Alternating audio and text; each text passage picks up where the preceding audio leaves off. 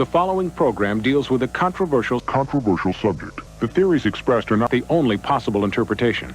The viewer is invited to make a judgment based on all available information.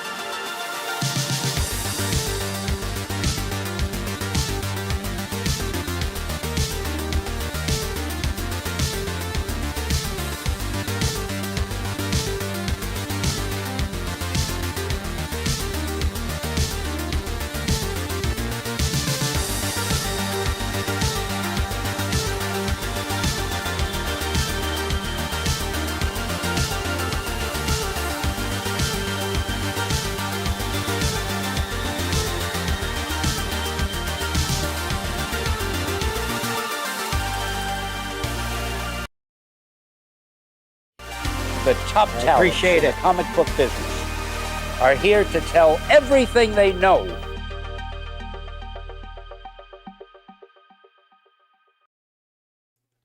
What up, everybody? Welcome to another Industry of Comics show. Back on Beyond Wednesdays. It's good to see everybody. Thank you for hanging out with us at House of Stein for the last week. We have one of our favorite people in the world of comics, in the world, period, Mr. Ross Ritchie joining us tonight. Yeah. No. There's a couple people in South America I like way better than Ross Ritchie. I hope so. I appreciate the kind words. Thank you.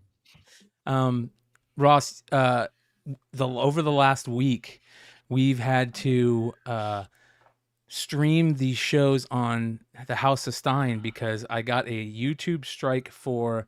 I was dual streaming a live sale on Whatnot that I was doing, and I had music playing in the background. And YouTube picked up the music, and they nailed me for it, so I couldn't stream for 10 days. So today is a special episode, not only because Ross is here, but because we are back on Beyond Wednesdays, and it feels very, very good to be back. So thanks for everybody joining us. I was going to download public domain music, but then I got high. Yeah. Hey, man, Can't sometimes beat AI, man. AI is everywhere. It is. Catch you. It is. Yep. It's going to get you, man. And they're constantly updating it, and it's all good. We're going to get the Discord up and running again and get that going. So we're, on the Saturday night shows, at least we can hang out pre-show in the Discord and BS with all the fans and stuff and all the viewers. So, but thanks for everybody that joins us live tonight. If you guys didn't see those episodes last week on the House of Stein, they have been uploaded here on Beyond Wednesdays. And the playlist continues as this is episode number 90 of the Industry of Comics show. And Ross, I think you're up there with a few other people for being a guest the most on the channel. Who do I need to take down? Let me at him. Philip Sablik. Polito. I got that. No problem. Polito. Yeah. You don't want to That's fuck a problem. with a foreign army. Yeah. You do not want to Polito's fuck a problem. foreign army. Yes. Yeah. So, anyways, listen, man, I know you can't talk much about it, but I am very excited for what is coming and the rumors and the talk we're hearing about BRZRKR. So I can't wait. When that all drops, we got to have you back on to talk about it, man. Let me get this right. BRZRKR that's the Keanu Reeves comic book? I think so, yeah. Right? No, it's that song that they sang in Clerks. It's that manga. It's that manga that everybody reads. Right.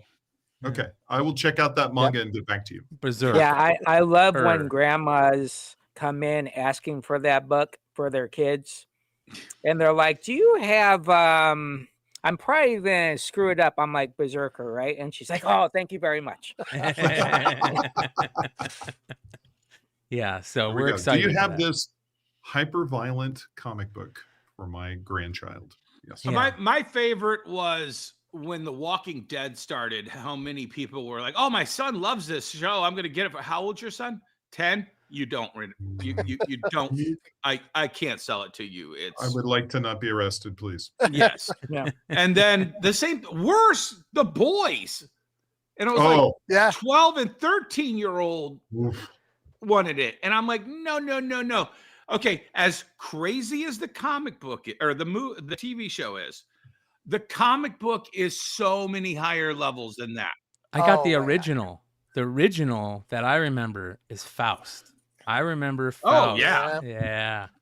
I've never read Faust. I'm scared of Faust. Yeah, but even crazier was we were just talking about this publisher before the thing, Avatar, and William Christensen, and just the stuff they were putting out with Crossed. Yeah, was just.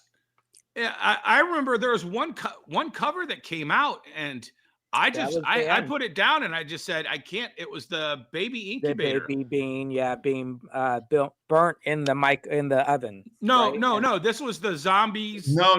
We don't. I don't. No. Want to sleep tonight. Don't need any of that. Yeah, that was our last issue. That was our last issue we ever carried. We opened it up, and we were one of the few stores in Arizona that still carried it, and that was it. I just said we can't put these on display anymore, pull box only. But that's the comic book industry, right? There's always one or two books every year but that's happen. Garth. Like Garth's whole shtick with the boys, the way he sold in the boys was he said this is going to make Preacher look like Sunday church. Yeah. Right.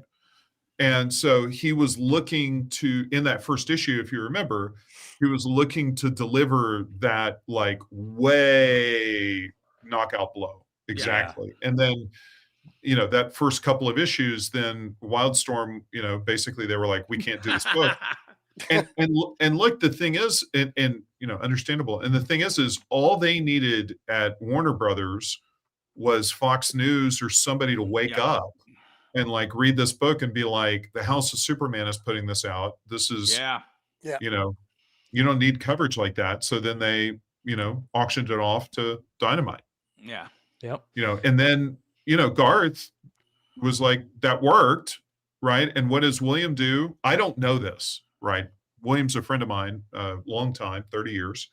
But I predict, knowing Garth, there was a pub somewhere in New York City and it was 2 a.m. And, what does William say? William says, come on, dude, you can outdo the boys. Right. And that's how you get cross. Yeah. So a lot of craziness. Tonight, you guys, we have a lot of fun stuff to talk about. We are going to talk about, speaking of craziness, there is the world of Pokemon continues to just get even crazier. You thought the Diamond bankruptcy was crazy. You should pay attention to the Pokemon world right now. We're going to get into that a little later, but one of our main topics we want to talk about tonight are cycles in the hobby. And Ross, you've been kind of keen on this for a while, and we talk about it a lot. I think the first time that I started really paying attention to cycles in this hobby is back during the Tales from the Flip Side days and flipping comics and knowing that, hey, something that is super hot will go through a cold phase and then the cycle will continue. It'll get hot again. It'll get cold again. It'll get hot again. There's always life for a key in comics. You just got to wait for it. And, it goes much, much deeper than that, to the point where, I think one of the biggest cycles in the world of in our hobby is the generational cycle, right? With retailers. Well, but Brian, you have to admit, the four of us has been doing this show so long now. I mean, we all have got our cycles to merge up. I was wondering why you were excluding me. I almost lost. Lost that soda, man. That was pretty good, Dennis. Good job.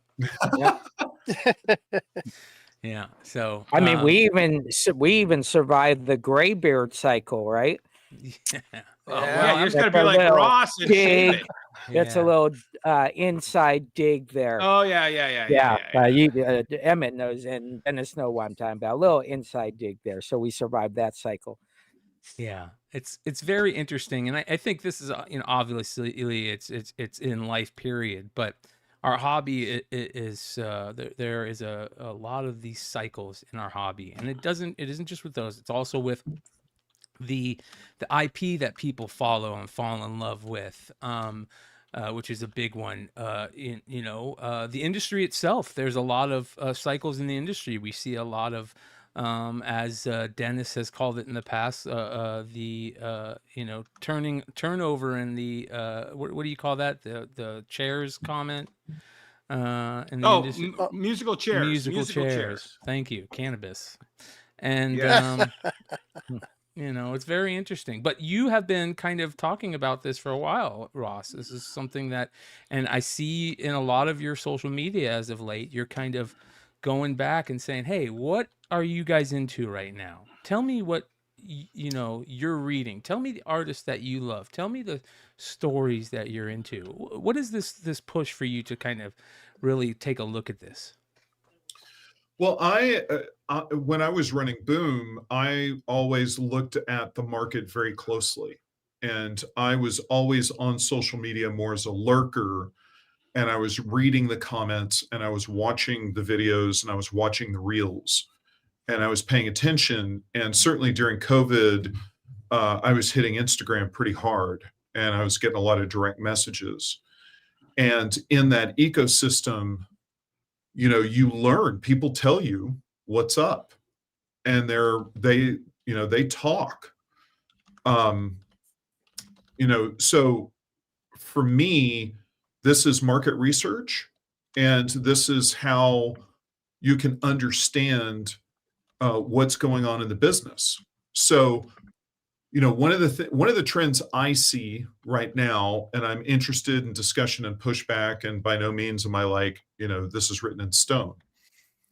But I think in a cycle right now, I think one of the things that happens is, let's say Absolute Batman as an example. Okay. The appeal of that, let's step away from a second on how that Batman is different than the typical Batman. Let's just step away from that for a second. But generally speaking, if a character is, if the universes are overpublished, that's when you get this breakout moment with like a major character, right? So like in the late 90s, Marvel was overpublished with Spider-Man, and Ultimate Spider-Man became the one Spider-Man book that you could buy. And you could read that, and it gave you a definitive, cool, modern flavor. And that created the Ultimate Universe, right? As they then chased that. And then I'm sure you had fans in your stores that they were just buying the Ultimate line, right? Yeah. So it was too expensive to buy the whole Marvel Universe. And so they just were buying Ultimate X-Men and Ultimates and Ultimate Spider-Man. And you see that pattern right now with Absolute. You see them grow this little Absolute line, and there's folks that are buying all 6 or 4 or however many they're doing. I'm not totally up to date. Else. Yeah. And I think that fans want to be able to experience the fictional universe. But at the same time, Marvel and DC have such a large budget that they have to pay for. They're going to publish more books than one person can possibly buy. And so you see that line-wide buying with the Absolute Universe. You see it with Ultimates coming back at Marvel. And at the same time, the thing that's super interesting on the other axis with Batman is you saw this cycle down. Like, you remember when, who was writing Batman before Tynion? Was it Tom King? Scott Snyder? No. Yeah. No, before Tom King. Snyder, Tom King, and then Tynion. Yeah. Okay. I thought it was Tom King. It is Tom King. And by the way, Murderer's Row of the Greats. Oh, yeah. Right? So let's just be clear, right? I love Tom King. And so Tom King has a niche. Tom King has a niche. Well, give me that. I'll tell you what. I hate long run books are not his niche. I hated Batman Rebirth. That first issue, I read it, and I was all right. Hang on. But he apparently took it to heart and then changed the direction he was taking that book away from what DiDio wanted, and then the direction he wanted to take it. The first 50 issues are really good. Well, what I want to really locus in on is that when Tynion took that book over, there was a perception in the market that it had lost momentum. Right. For whatever reason, right? And I'm going to say keeping something a hit over 100 issues is hard, period. I don't care if you're Batman, okay? Right. So Tynion took it over. He did Punchline, right? He was on trend because what was hot was character first appearances. Yeah. Right? He did like 3 first appearances right back to back. Yeah. He's not stupid. He's paying attention, right? So he pumps in these character first appearances, and he studied it and he thought about it so that, you know, I don't know if you read his newsletter where he laid out his thinking behind Punchline, how she's the anti-Harley Quinn. right? And Harley Quinn had a lot of juice and was a character that people cared about. And bam, Tynan hits it, and it really performs, right? And then Tynan takes off and spins off and does his own thing where he goes and does a boom book and an image book. So at the core of this is these cycles. And what I see now is they launch with a Batman blind bag #1, which with 400,000 copies is a huge number. Okay. Then you've got the absolute stuff going on. Then you've got Hush 2, however late it is, it creates a buzz in the market. Okay. It's really commercial book. And then you got Tom Taylor on Detective, right? And with Bruno Redondo, so you got the Nightwing team that everybody loves on Detective. And you've got basically a Batman book conceptually, even if they don't ship every other week, right? But you have 4 Batman books everybody wants, even if the Jim Lee books quarterly, right? And Dark Patterns was a surprise hit in there. Batman Dark Pattern. So like you had 6 Batman books that were coming out that you could get every week. And so that's juice. That is driving cash registers, and that's 100%. Driving excitement. And so those things all then feed into each other, and it creates a super cycle where people remember that they love Batman and they buy more Batman product, right?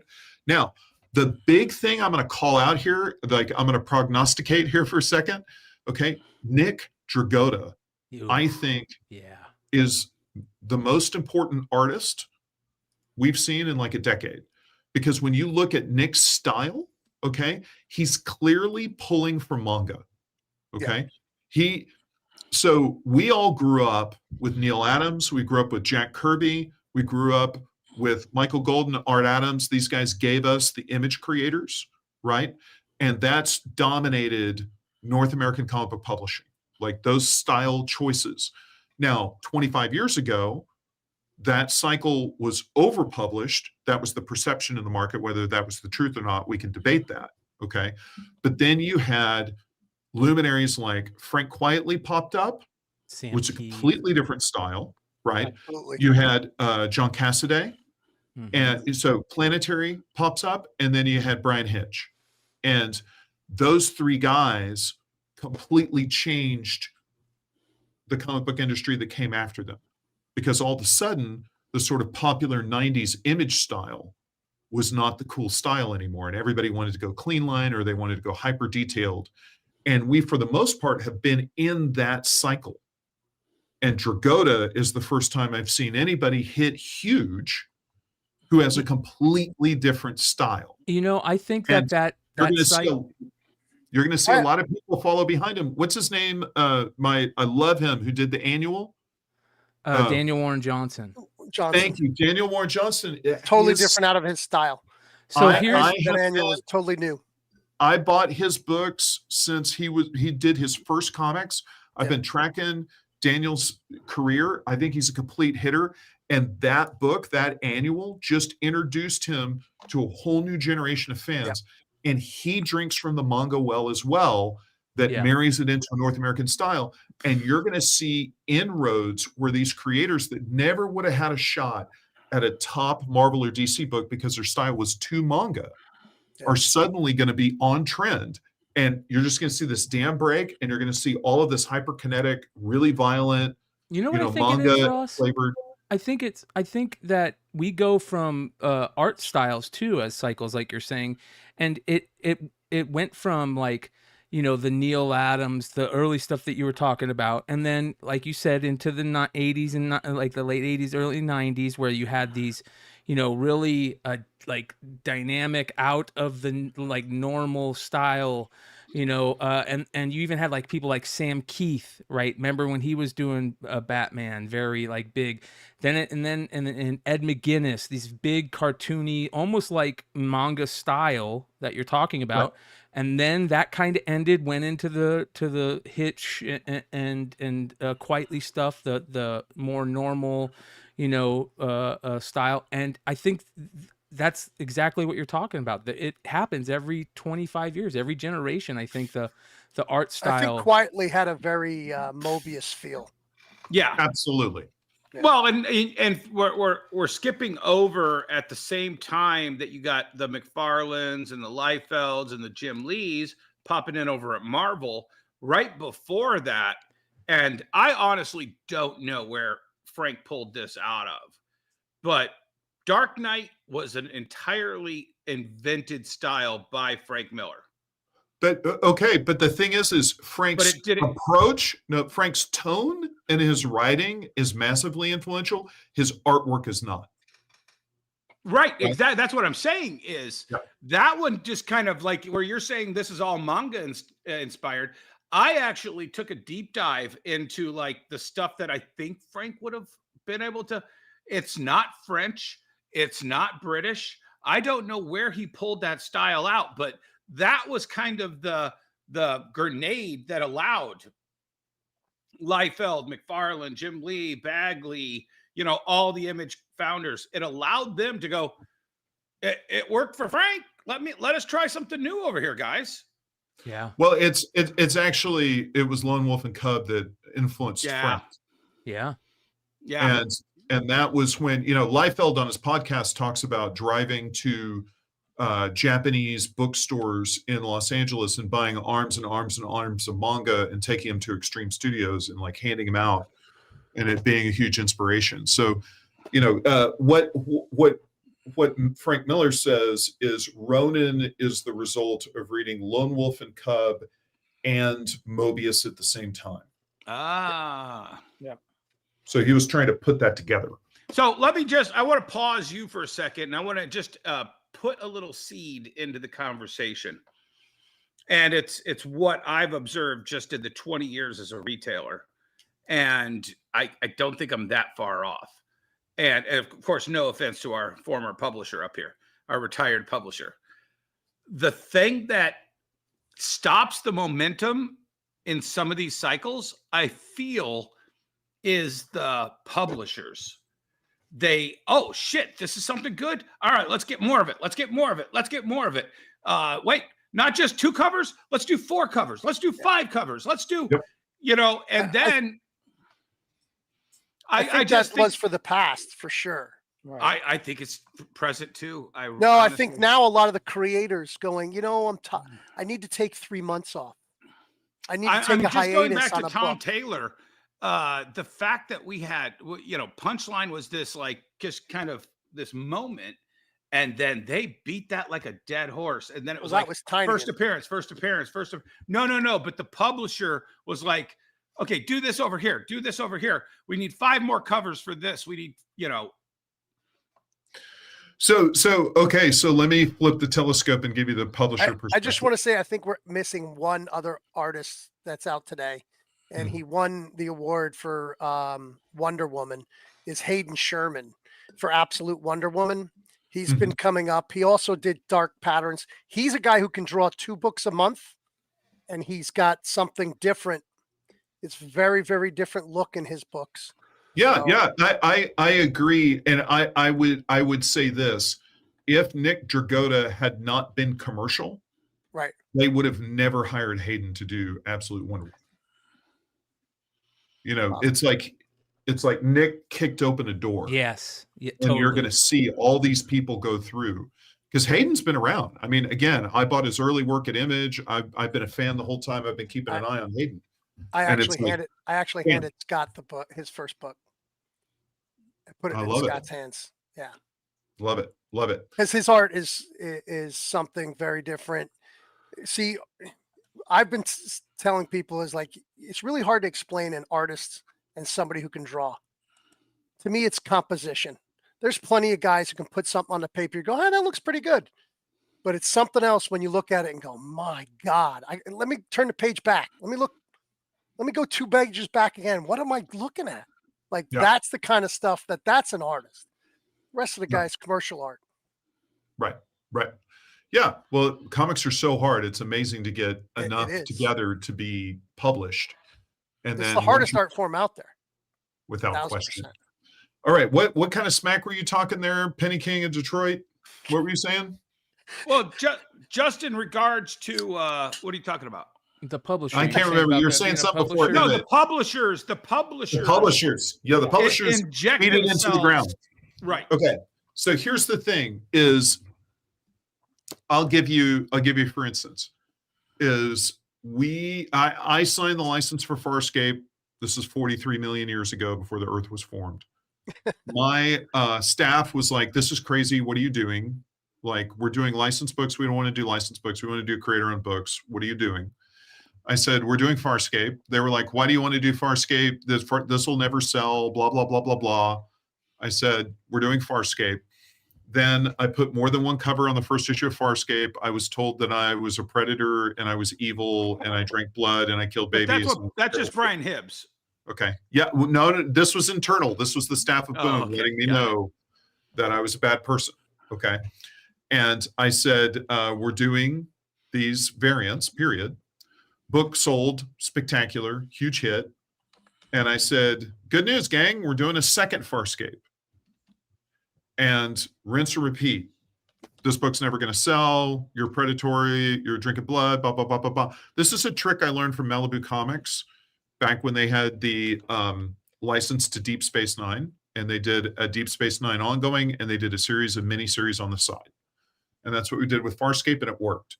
And the second Farscape book sold 3/4 of what the main Farscape book sold. And that number was good enough. Yep. And the problem that you have is when you have a hit, it's not clear. As a publisher, you're trying to gauge, okay, this is a big hit. Do they want more? And then you do that next thing, and they do. But can I just, you're like, should I do a little bit more? And usually it gets greeted well. And then you're in trouble because you don't know where the line is. And by the time you get feedback, it's too late.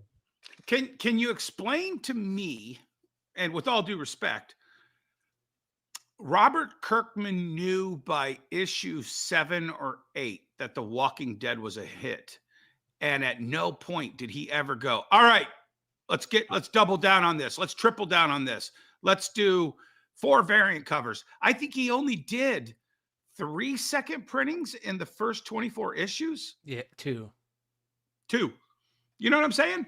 That's tantric to me in that modern publishing world. Okay, but hang on. We're in a different framework.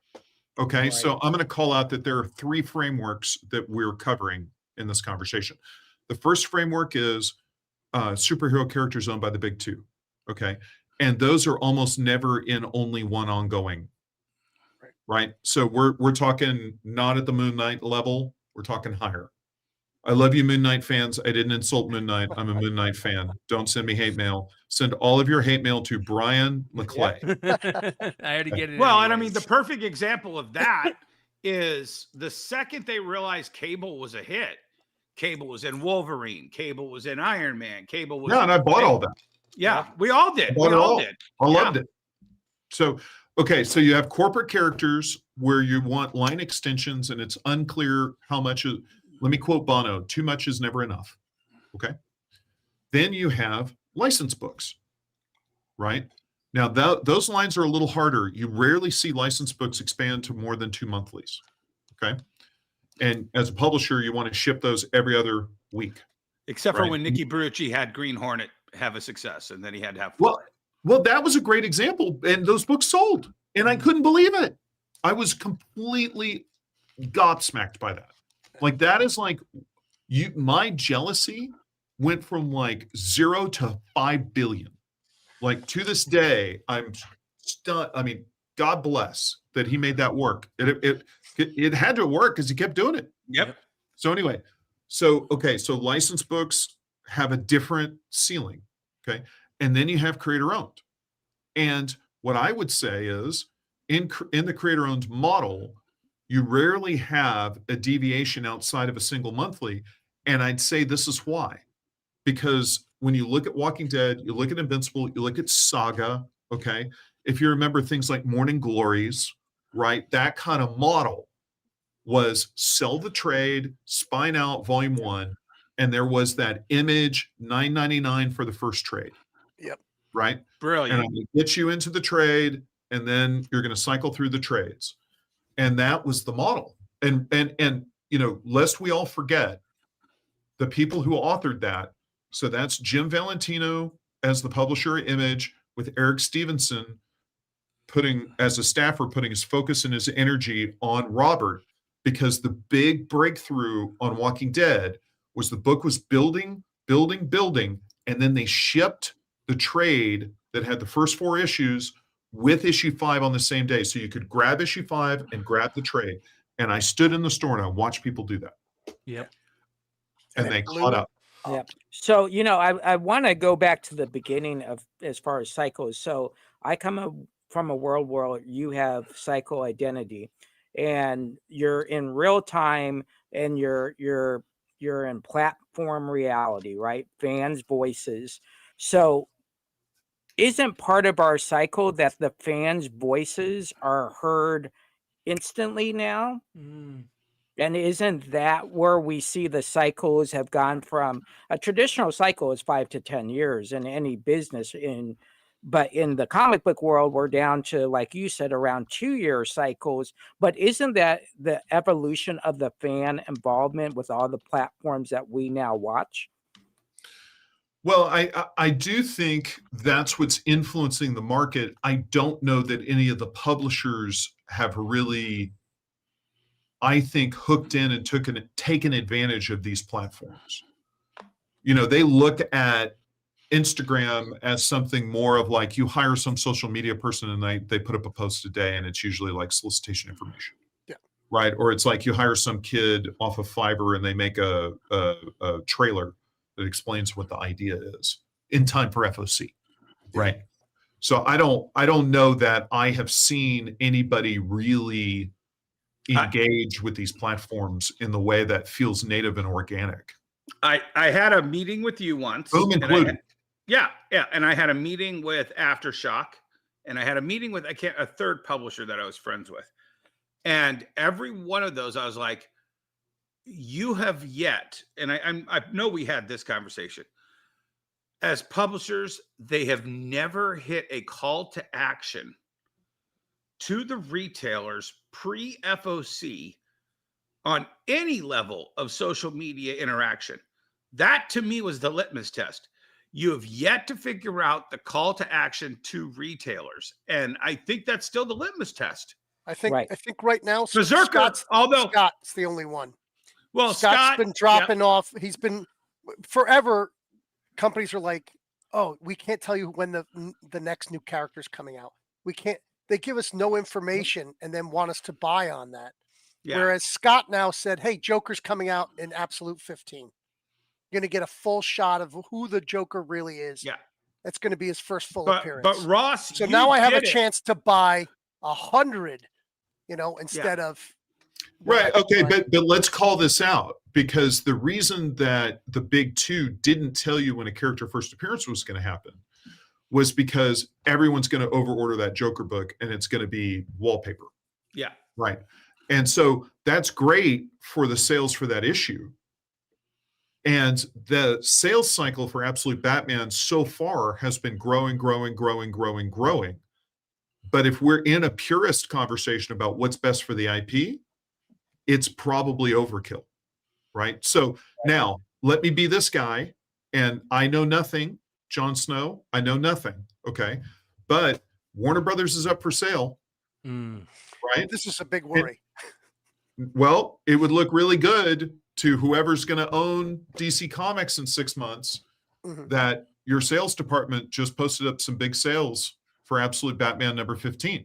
Right. Yeah. So I'm going to worry about my next quarter. I'm not going to worry about 6 quarters from now. I might not be here. Right. Yeah. Sadly, the rumor is the Middle East, Abu Dhabi, right? Somebody in. I just like saying too. Abu Dhabi. I've heard Netflix. They have a lot of pocket change. They have a lot of pocket change. There's a little bit of extra cash over there in the Middle East. Yeah. Yeah. So I heard Netflix is the front runner. Oh, but see, okay. But the chatter goes like this. The chatter goes, tell us when the first appearances happen. You do. They order big. Okay. Then the books sit on the shelf because everybody overorders and everybody has it. And then the retailers come back and they go, why did you Why'd you this spoil book's it? right, and there's too many books, right? And Well, so let me throw it publishers back go on back you. to not telling. Yeah. You go first, Dennis. Yeah. They worked up the Batman Catwoman wedding for Tom King's Batman 50. Here we go. So Tom King puts it out there. DC winds everybody up. They got what, 50 to 100 retailers to sign off on. DC pulled the rug big time. And then on top of all of that, they leak it to the New York Times the week before the book comes out. Well, they're not really getting married. And then it was like all the retailers are left holding the bag. Yep. Yeah. I always order responsibly. Right. I mean, I just would order a little bit more, but that's another problem on retailers too, is they're over ordering. That's why there were $30 million in debt to fucking Diamond. Yeah. So I'm going to go back to psycho identity here. The retailers that get stuck with books don't understand how to use all the platforms to sell their books. They feel that a person that walks in is their only customer to buy those books. So if that customer doesn't walk in and buy the book, it's a dud, not realizing online, on eBay, on e-commerce, on live streaming, how many books are being sold by people that don't have comic book stores, who don't order the masses like a retailer does. So I think when you talk about cycles, it's about, not only is it about growth, it's about how you pivot within the times. And sometimes the times are daily that cycle is changing. Well, I'd go one further, because I think the vast majority of comic shop owners, the way that they view themselves is they're in a customer service job, that their job is to make sure that everybody who walks through the door is happy. Okay. And they view they're not as much in the sort of I'm an entrepreneur and I need to pivot and I need to think about sales channels and I need to think about opportunities. The way they see themselves is, you solicit the book, I order the book, I open the box, I put it on the shelf. If it doesn't sell, it's because you as a publisher didn't market it. Right. Okay. And then my fan comes in and he wants to buy it. And if he wants to buy something that's sold out, where's the second print? I would give you you didn't print. I can't tell you how many times I was told you didn't print enough. Yep. Right. Yeah. I'm like, hey, let's make it your money. And let's see if you want to go print 3 times the print run and have it sit in the warehouse. Because I did that when I started Boom. And I got burnt. And I stopped doing it. It's not good for the hobby anyway. Right. Yep. And that's another cycle that we see in the hobby, is the overprinting cycle, right? We see that constantly happen. We see it on major levels. We seen it recently in the exclusive game, where everybody's doing these exclusives at these high levels, 3,000, 10,000 print run on these exclusives, getting burnt on overprinting on, and then you see publishers getting burnt on overprinting. That's another big cycle, and it ebbs and flows with the printing. There's also there is a number that that when it's so small that in the future it won't be collectible. Because nobody knows it exists. Right. Dennis has called that out. Yes. So rare it's worthless. Redneck. Look at Redneck. You can go through what was just picked up? Southern Bastards. Yeah. Right. Prime example. The cycle that blows me away when we talk about publishers is the con cycle. Publishers are why can't publishers be so psyched up like they are at San Diego every month in their actual business? Yeah. That's how does that happen? But you heard me say that a bunch of times, Ross. I need creators who can sell issue 4 like they sell issue 1. And that's a rare commodity. Okay, but hang on. Let's rewind. And so I don't think publishers are excited at San Diego. So let's deconstruct that for a second. Okay. So, DC wasn't there this year, right? But let's wave a magic wand and look at the back. They've been at DC since they've been at SDCC since, you would know, Jesse, since 1977. Yep. So the thing is they want to do San Diego Comic-Con like they want to go to the dentist. Okay. Because it's expensive. and they can't sell anything. And because the DC booth itself doesn't sell anything, right? And Marvel's the same way. You go to the Marvel booth, that was generated, all of that is generated to be a fan-facing experience. Yeah. Because Marvel has to be there, right? Awesome. There's no sort of objective or box that's getting checked. Like, why are they there? They're there because they're there, right? Like DC was kind of there in the back corner, though. They used the Warner Brothers booth. But like Dynamite DC doesn't set up, right? And so Dark Horse, IDW, they're there to have a presence at San Diego Comic-Con. So what gets done at that show? Be right back. At the end of the day, you have some drinks late at night, you have some conversations with some key retailers to make sure that your upcoming releases are reinforced. Right. The phone works. You can call all those people, right? You're there because you're there. But how do you are you not putting value on branding? Is No. there no branding value to Correct. a consumer? 100%. I will tell you, like you guys judge my track record because you are the audience, right? And I was stuck in my bubble for 19 years. Okay. But if I did an achievement, I would say winning the Diamond Best Publisher 9 out of 11 years in that time period. And it was the category under Marvel and DC. So it was the whatever under 3%, 5%, whatever, wherever they drew the line. Okay. I have never sold one more book because I set up at a convention. Never. But how do you know that?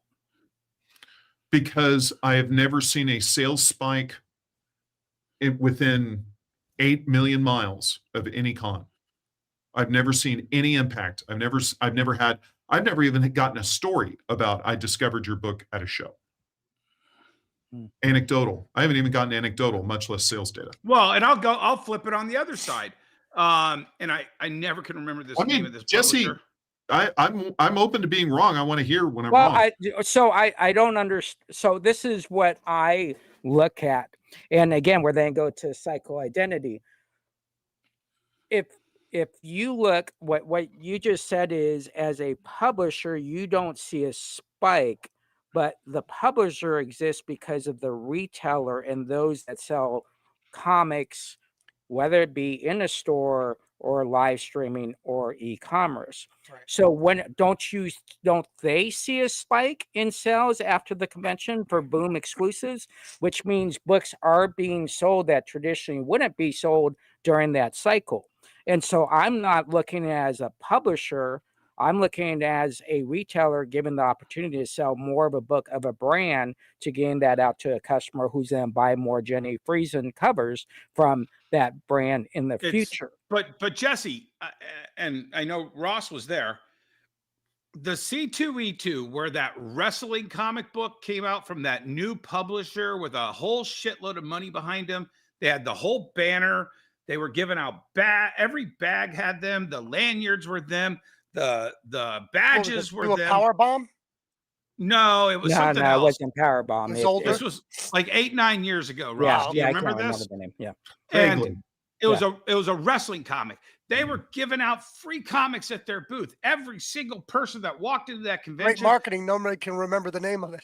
Yeah. Right. Well, that's the thing. Right. It was so grotesque, and the book was not good, that they were gone within 6 months. Never saw them anywhere else. Don't know anybody bragging about that. They were the marketing team behind that. And they probably put 100,000 copies of that comic book in the entire Chicagoland area. And nobody heard of this book a year later. Right. Well, what I'm talking about to Ross is the secondary market not important to a publisher or That's different. Yeah. So is that important too? That's different. That's different. Okay. So let's back up because I think we have two things going on here. Okay. So let's talk about con exclusives. Okay.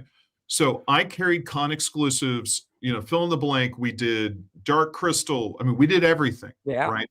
And we rolled deep. Right. So it wasn't like we were betting on one. Okay. We'd develop a slate and we would sit there and go, okay, we're going to limit these to 500. We're going to carry these. We would all sit around and brainstorm, come up with cool cover ideas. And then invariably you go to Emerald City Comic Con and you're doing 10 exclusives and 2 of them sell, and the other 8, you're carrying most of them back. Maybe you flip them on the web store, whatever. The 2 that were working didn't impact the main series sales. So it didn't. Now you could put them in, you could dump those other 8 in the blind bag. Right. But at the end of the day, I'm talking about on like, you know, taking an existing series up even 10%. I'll take 5%. I'm a little bitch. I'll take 3%. Right. I didn't see any of that. What I saw was you need to go in with your best foot forward with the coolest exclusives, and you're hoping to cover your costs. Ultimately, which, by the way, is a circular argument. So it's like, why are we there? We're there because we need to be there. Now that we need to be there, now we have to cover our costs. Why are we here? We're not here for like so conventions. Like, if I were to ever come back and publish comic books, which, by the way, I'm not, because instantly there's going to be Ross Ritchie. I get, paging Rich Johnson. Ross Ritchie was talking about publishing again. No. But if I ever, how long is your NDA? Yeah, I would not go to shows because it's a giant cost that you're then chasing, and by the way, like, understand these numbers. Like, it could be 150, 200,000. It could be $250,000 like that to do these conventions. Can I jump in there real quick? Because I want to talk about that, because, and this is just me, being ignorant to the fact.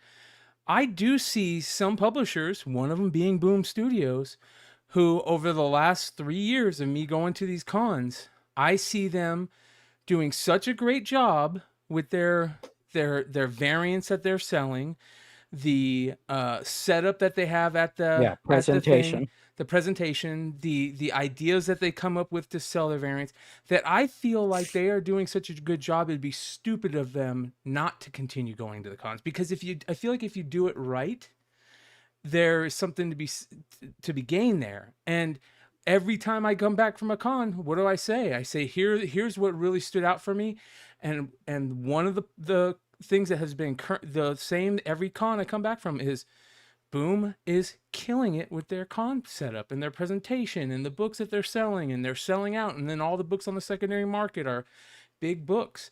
So I know that you say you wouldn't do that, but then there's these outliers that, like, if you can do it the right way, that's a big deal.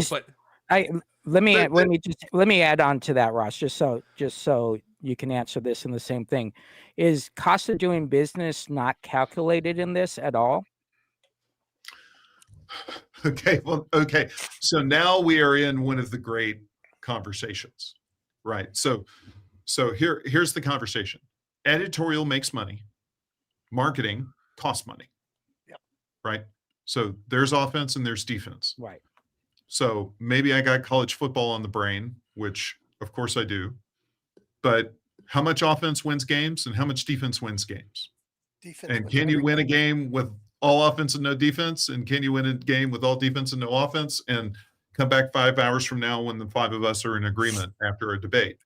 So I hope it's not coming off snarky, because really it is the moving target, which is, so I understand what you're saying. You're coming from a much larger corporate background where people are going into a yearly budget with a marketing spend, and there are fixed costs, and you understand you're going to do these B2Bs and you're going to do these consumer facing, and that's built into how you do your business. Right.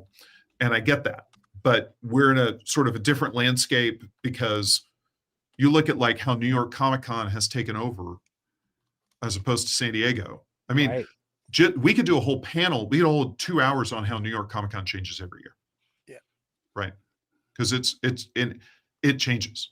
Right. And so that you have to be at New York Comic-Con because you have to be at New York Comic-Con. Right. If you're not at New York Comic-Con, you're not in the conversation. Right. Freelancers walk around and they go, have you gone out of business? Right. Yeah. And so the drayage to get that booth from the dog to the booth is 20, 25 grand. Yeah. Right. You just get your stuff to the booth.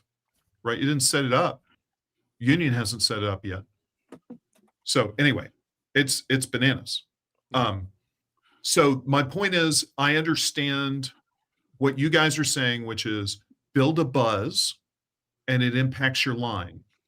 And I'm going to be this guy. And again, I got college football on the brain. I'm going to be like, practice during the week wins games. So if you are not publishing good content that is buzzworthy, doesn't matter how. It doesn't matter what your con exclusives are. Right. I'll tell you what, you had 1 year at Baltimore where I think hands down you had the best exclusives of anybody. You had the Muppet, you had the Disney launch, you had Mark Wade, you had all of these. I think his first name is Dennis Barger's best friend. Right. Well, that's true. That hurt him to say that. Did you hear the pain? You had Carl Barks there. You had it was Don Rosa. Oh, but Don Rosa, you're right. You're right. I just want to tell you that we captured your pain at saying Mark Wade's name digitally, and there are apps that I will be able to replay that half a second. Hey, he needs something to play because he's in my feed 24/7 with that new Kickstarter of his. So yeah, but even with that was the year of your big push, prove Bill wrong. Yep. You know, all of that, and it didn't push you over the top. And I think that was probably one of your best showings. Thank you. I still would rather have one time where I don't have to go to a Comic Con and I can just go to a convention with all the publishers and all the other retailers, and all the retailers would show up for something like that, where we could actually do surveys with the people, how the sales are going, what's the quality of the books. It's not about that, Emmett. It's about and the distributors. Right. But let me we are the main customer. They could they would see an uptick if I could get enough time with different publishers and their creators. Emmett. So Ross, back in the day when you would do Diamond Summits and 800 retailers would show up and you would do these amazing roundtables, roundtables. You had the best amazing roundtables. How do you figure it was the best roundtables? The best. Yeah, exactly. Overemphasizing. But how do you figure out cost for something like that? Well, those Diamond Summits, now I'm trying to remember, they were tied to Baltimore, right? Yeah. Yep. Sometimes. For the most part. Chicago. Baltimore or C2E2. Yeah. Right. One in Vegas. Yeah. So you attach it to the P&L for the show. Right. Right. But I think what Jesse's also saying is those retailer summits have a cost less than being at the show. Because there were some of those, like the C2E2 ones or the Vegas ones, there was nothing attached to, and you were still there. Right. So the cost for that, would you see? I mean, Philip gave that great speech before, was it Once and Future? Oh, I was about to bring it up. Yeah. And we talked to Philip about that on this show. What'd he say? It was the worst. It was the worst orders that you guys could have possibly imagined. Yeah, it was an utter failure. Yeah. And you spent more time and energy trying to get retailers to see this picture than I think any other book besides Berserker. Yep. And it just fell flat. Yes. And so retailers say, don't do variants, don't do variants, don't do variants. So we said, okay, we're not going to do a variant on Once and Future, and it's fully returnable. This is when no one was doing fully returnable. We were completely responsible for that huge make everything returnable. Wasn't there a component of like 25 cents on the dollar too? I don't remember if it was a deeper discount. It could have been. I think there was a deep discount at a certain level too. Well, but the point was everybody ordered conservative because they were like, this is great. I'll either sell out and I'm 100% profit, or if I get stuck with product, I get to send it back and I'm 100% profit. And there was no risk. And so I knew that we had to use the poker parlance. When you have two aces in the hole, you've got the nuts. Yep. I knew with Once and Future, we had the nuts. And so I went to second printing before we were had any possibility of having any data. Wow. And why? Why did I do that? And this is, again, something that folks don't understand. By the time you sell out and you prepare a second print and you go to press, the heat is gone. Yep. Okay. So I prepared a second print that was ready immediately. I printed it ahead of orders. Yeah. And by the way, I've done that and eaten them. Yeah. So I've gotten punched in the face and I've won big. Well, then the flip side was something is killing the children. Well, okay. So those were back to back to back. And so I'm sending the book to press, sending the book to press, sending the book to press, because we're going to second, third, fourth.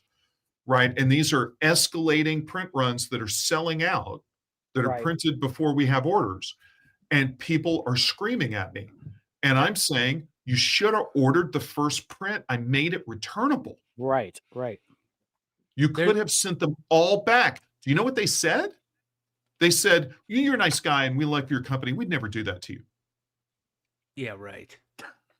I'm asking you to order the book big. Yeah. And I will take them all back. And you don't need to worry about my feelings, because you've got the coated diamond. And I've you never returned one book.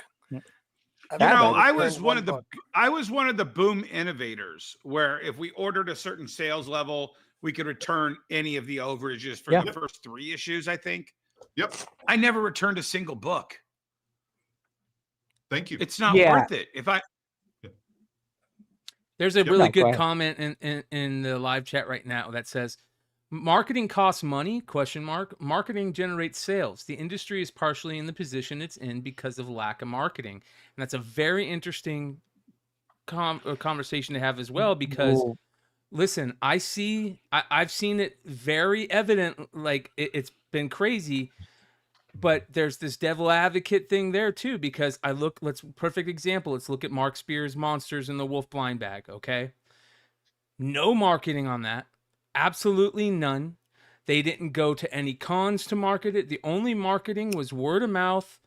This channel, Mark going on podcasts. Like it was, there was marketing. And exactly, that's the best marketing, right? Self-marketing isn't what. I know what Ross is going to say. I know what you're going to say. But wait a minute. No, you don't. Now, if you ask me what the best marketing that I ever did, it was when I went on Instagram and I did a countdown of the shortest print run, Something is Killing the Children books. Yep. And that blasted that book into the stratosphere. Yep. And that was free. And that was my idea. And the staff hated that I did that. Because it was about collectability. Isn't that weird? So the question is, so I would always come back if someone came to me and asked me that question, whose job is it to market? Is it the publisher? Is it the retailer? Or is it for both of them to do it together? What is that answer? I'll tell you when I know. Yeah, exactly. So I have the 2 answer, because we don't do that. That is not in the comic book industry DNA to do anything jointly on a set date, on a set time, on a certain platform. We just don't do that. And that's not something you can demand, and it's not something you can coach. You would want to have to do it. Marvel and DC used to do ad sharing. So that's many moons ago. I'm sure you'll remember that. Yeah. Co-op was great. Yeah. I don't know if Dennis is. I did co-op. Died like in the early 90s. I ever. Well, no, they still had a co-op. DC still had a co-op when I was there, from 2005 to about 2015. Okay. But you had to use their in-house ad, and their in-house ad was always counterproductive to what I thought was selling. So you would run this ad and you're like, oh, wow, our Batman sales haven't gone up. Well, yeah, because Batman's in a slump right now. Give me a Frank Quietly All-Star Superman ad. Give me if Frank and Jim can actually finish an All-Star Batman, but they would always be, hey, pay attention to this thing over here. I'm like, no. Let us advertise this thing over here. That's selling really well for us. Like I wanted a Green Lantern. I wanted to run a Green Lantern ad and they wouldn't let me. So, But Ross, two schools of thought on that statement you made about the something is killing the children viral that you got. Yep. No one will ever work as hard as you for your success. They can't see your dream. And secondly, it's the age-old adage of when someone sees somebody working harder than them, they know they're going to have to work just as hard. And when the boss does it, they hate it because that means they're going to have to work that much harder, and they're just not in your dream. Oh, dude, look, here's the thing. I'm in no way complaining about the staff hated this and the staff hated that. It almost became a confirmation that I was heading the right way at a certain point.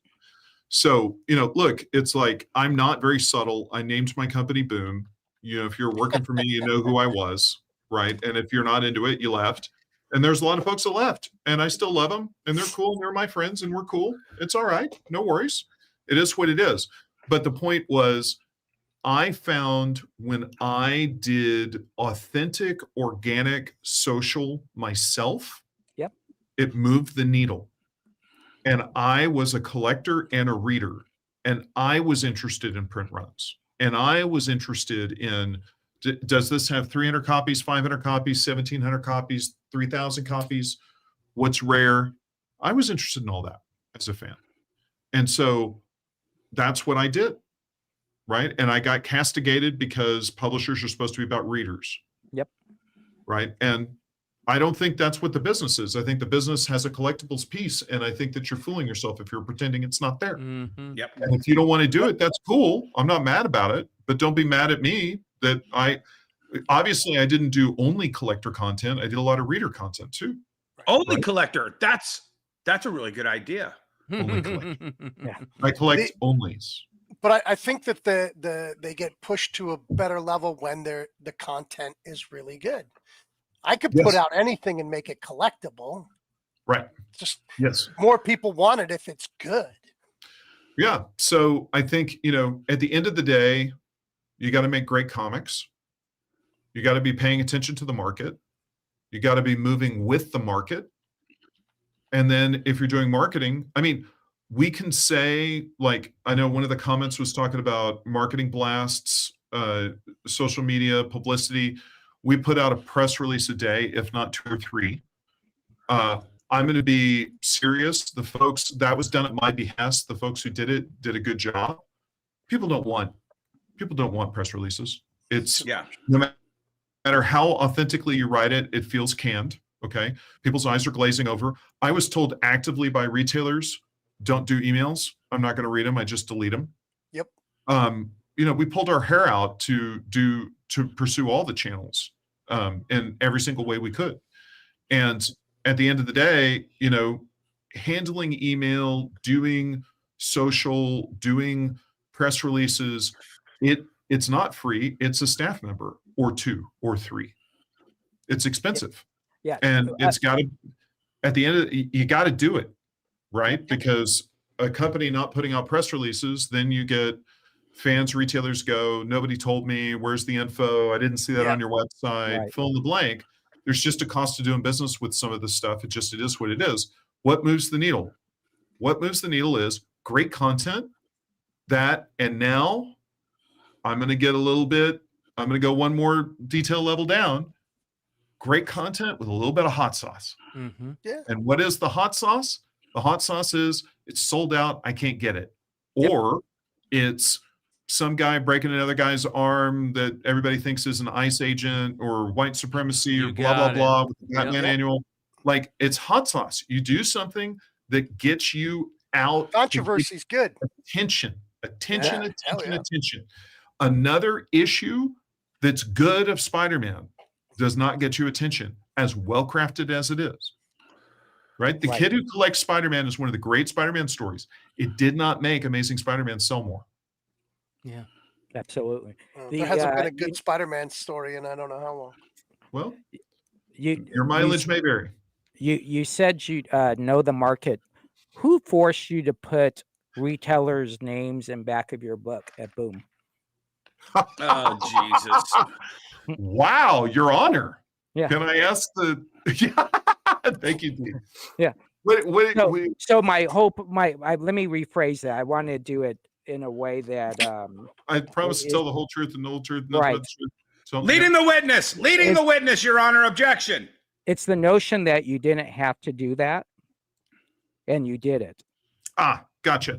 That was my point. Gotcha. No one in this industry forces you to try to be retailers friendly. You seem to go to a level that no one would attempt, or most of the time wouldn't even think of attempting. Got it. Okay, so my mom had a gift shop on the Riverwalk in San Antonio. She opened it when I was 15. And so I went to work behind the counter because, good Lord, she was paying $5 an hour, and that was a lot of comic books. And so I worked there all the way through into college until I asked for a raise from $5 to $7 because I was her best-selling employee, and she said no. And I walked across the street and went to go to work at Olive Garden and made a lot more money. So I understand small business. I understand small shops and stores. I felt an instant kinship. I felt more of a kinship with comic shop owners than I felt with publishers because I understood having your own store. I understood waking up and being worried about balancing your books and making rent, because I saw my mom stay up till midnight, with a ballpoint pen and a calculator trying to figure it out. So that was always my bend. And certainly, guys like Philip Sablick was of the same cloth. Now, when I got hired at Malibu Comics in the mid-90s, they handed me half the retailers in the country. It was half the retailers west of the Mississippi was the assignment. And so that's when I was appalled, because as a big publisher at Malibu, I would go ask retailers very direct questions about sales to try to get response and data and information, and nobody would share anything with me. Yeah.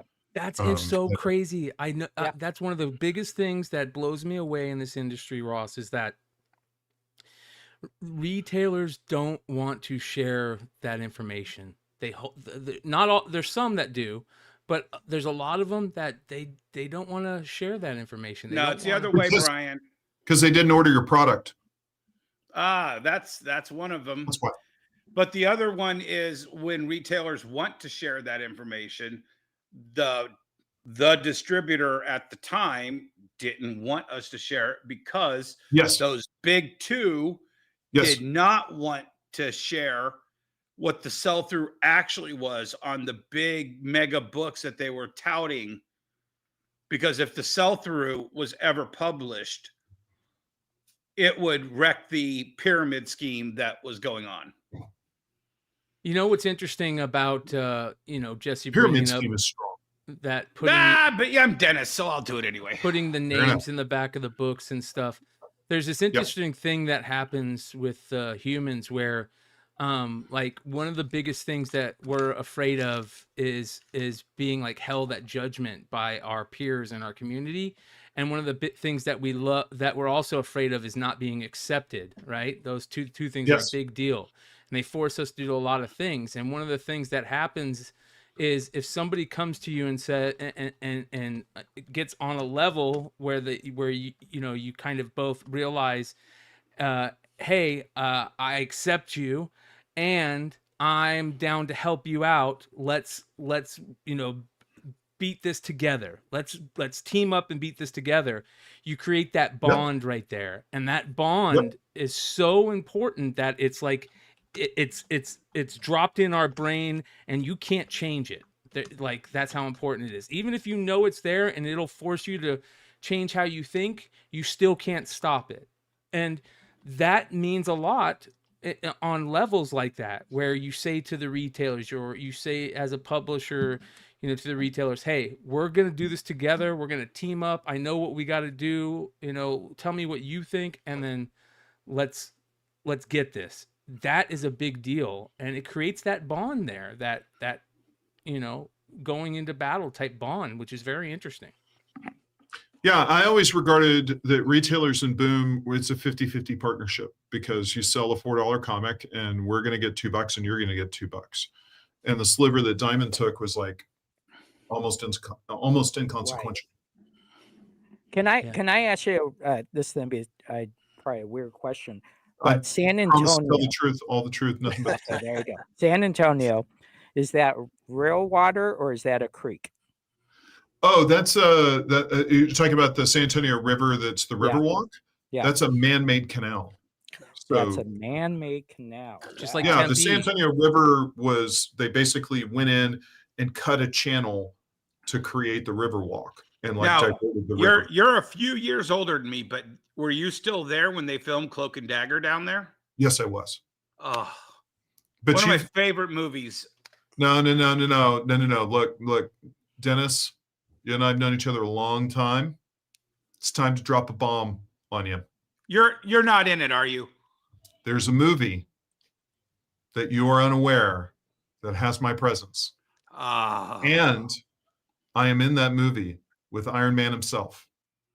And it was filmed in San Antonio at my alma mater, Alma Heights High School. And I am talking about the eternal classic, Johnny Be Good, starring Robert Downey Jr. That's right. I am one of the football players that is in the opening sequence. Yep. And I'll tell you, when we got together for the 20th reunion, my high school class, there were other football players that were still mad that I was on camera and they weren't. True. Wow. There you go. Wow. Flip it. Didn't expect that this morning, did you? I did not. That was not on my bingo card. Yep. I actually didn't know they filmed that out of San Antonio, first of all, because they travel all over the place in that movie. So wow. I went to basic training there and tech school, but I never got to see the downtown San Antonio. Oh, you want here are a couple San I Antonio was on stories. restriction. Here's some San Antonio stories for you to enjoy. So obviously a military town, the Reagan era. Okay, so Brooke Army Medical Center, which is attached to Fort Sam Houston, is where the CIA deprograms people. So they took Brittany Griner, the WNBA star who got arrested by the Russians. They took her to Brooke Army Medical Center to make sure she was was not brainwashed. Right. And I grew up about a quarter mile from there. So and they then would never actually use that facility to actually brainwash anybody. It's just a deprogram. CIA does not brainwash people. No. So never. The other story I like to tell is I was dating a colonel's daughter, and they had this is a story that my wife says never happened. And they had an on-base high school that was playing, I think it was 7-man football. And so my regular season was wrapped up, and we went Friday Night Lights and went to go see her team play. And there was this water boy who was 6'7". Now, when you're playing 7-man football and a guy is 6'7" and he's not on the field, I have some questions. Why is this guy a water boy? Right. Okay. Why aren't you throwing that ball? Just throw it up. Nobody can get to it, and that guy will catch the ball all day long. So the next year, when I was a freshman at the University of Texas, I watched the high school basketball national championship, and I saw that 6'7" kid playing, and his name was Shaq. Yeah. Wow. Oh my God. Yeah, his dad. Shaquille O'Neal, water so boy. He was paid to not play, is what you're saying. Oh yeah, yeah, absolutely. They were not going to run a risk that guy would get injured playing football. Yeah. Wow, we're just dropping knowledge. We got so many clips just in the last 3 minutes. Yeah, exactly. Well, okay. Ross, bounce out anytime, man. We understand if you got to leave anytime, but I want to move on. But to make a long story short, and back to where it was, the cycle is there, and this was from a question way earlier. How do you determine where the cycle starts and where it ends, and how to get out before the crash happens? Now, you've been reading comics through at least 3, if not 4 ups and downs. 1976. Right. So you were there with the black and white crash. You were there for the 90s crash. You were there for the recession crash, and you were a publisher during 2 of those crashes, really. Yep. So what advice would you give to the retailers, to the artists, to the publishers, to be able to track where these crashes, where these cycles begin and end. And what do you think the best roadmap to ride those out is? Well, I think you have to pay attention. And I think that sounds simplistic, but I want to really unpack what I mean by that. When I say pay attention, you need to devote a portion of your day to focused attention. You need to be looking online.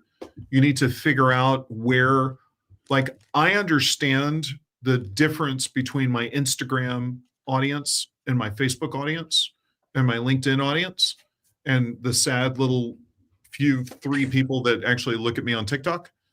And so they're different and they have different perspectives. And so in your store, you need to have a feel for who your customers are. And you certainly have the data, right? And a lot of folks don't look at the data. So you need to be disciplined and pulling your data and looking at your data. Somebody should be helping you do that so that you have it weekly, if not monthly. And then if you know your store and you know your customers, you're going to know what's going on. So like, let's talk about Absolute Batman right now. So it's building, it's still building. Now, I would project that issue 15 is going to be a big moment, right? And the reception on that Joker is going to determine many things. So if it works, it can go bigger. But if it doesn't, Absolute Batman's probably hit its peak. Yep. Right. And then you got to really pay attention because you don't want it to fall off a cliff. Right. So we all talk about that Batman wedding was like a big moment where the readership left the book. Right. So, and unfortunately, folks were stuck with a lot of product. So there was no way to predict that was going to happen. The New York Times article was going to come out the week before and basically spoil the big cliffhanger. I think the secondary market also has a part of that, because if you look at Absolute Batman right now, everybody is rushing for every Absolute Batman back issue they can. It's all the cover price hot 10s, and the number ones are 150 raw books. So yes. And I'll tell you, there's a lot of, so that's a good example. The way that Bleeding Cool is running the cover price hot 10, there's obviously folks that are online that are reporting about what the hot back issues are. And I talk to retailers who are absolutely dedicated to not looking at back issues, like the hot back issue prices. Oh, because right. But their attitude. Simple answer. Yeah, that's a simple answer. I think I'm going to give you the real answer, in my opinion. Yep. Which is, I think they're insecure because they grew up readers and they were never really collectors, and they don't really understand what the hot back issues are or how they work or what they're priced at. And the guys that are on top of that stuff, they're writing those trends correctly and they're predicting them correctly. And the guys that don't understand it, that like traditionally, if they were a fan, they would have been a trade waiter, right? Those folks, they feel like they can't like watch, listen, and learn and pay attention. I got another one for you though, Ross. I think that post-COVID and post-bankruptcy, Diamond bankruptcy, I think most retailers are ordering so tight, just razor thin margins. What is that? Okay, whatever. That their margins are so tight right now that they are ordering very little overage to be able to go and dig out back issues to make that secondary market. Yeah. And that's why they're underplaying their I don't believe in secondary market. No, they have very poor ROI in new issues that doesn't allow them to even dabble in back issues. That's the problem. Do you know I'm surrounded by about 25 stores and I do 90% of the buys out of the 25 stores around me? Why? Because they had to pay next week's new issues. Yeah. Right. So they can't buy that collection. So the first thing they say is, well, we're not buying, but Jesse's buying. Well, I carry new issues, right? But I understand turn rates. if they were just looking at what was hot on the lists, they don't need to be buying collections. Right. They can see how many slots Absolute Batman is taking up. And then when Absolute Batman falls off the Hot 10 list, they can notice that and be prepared for a possible slowdown in sales. Here's the thing. It's an indicator of the market, whether or not you're buying back issue collections or you're in the back issue business at all. But they also have the raw data of what customers bought those books. Yes.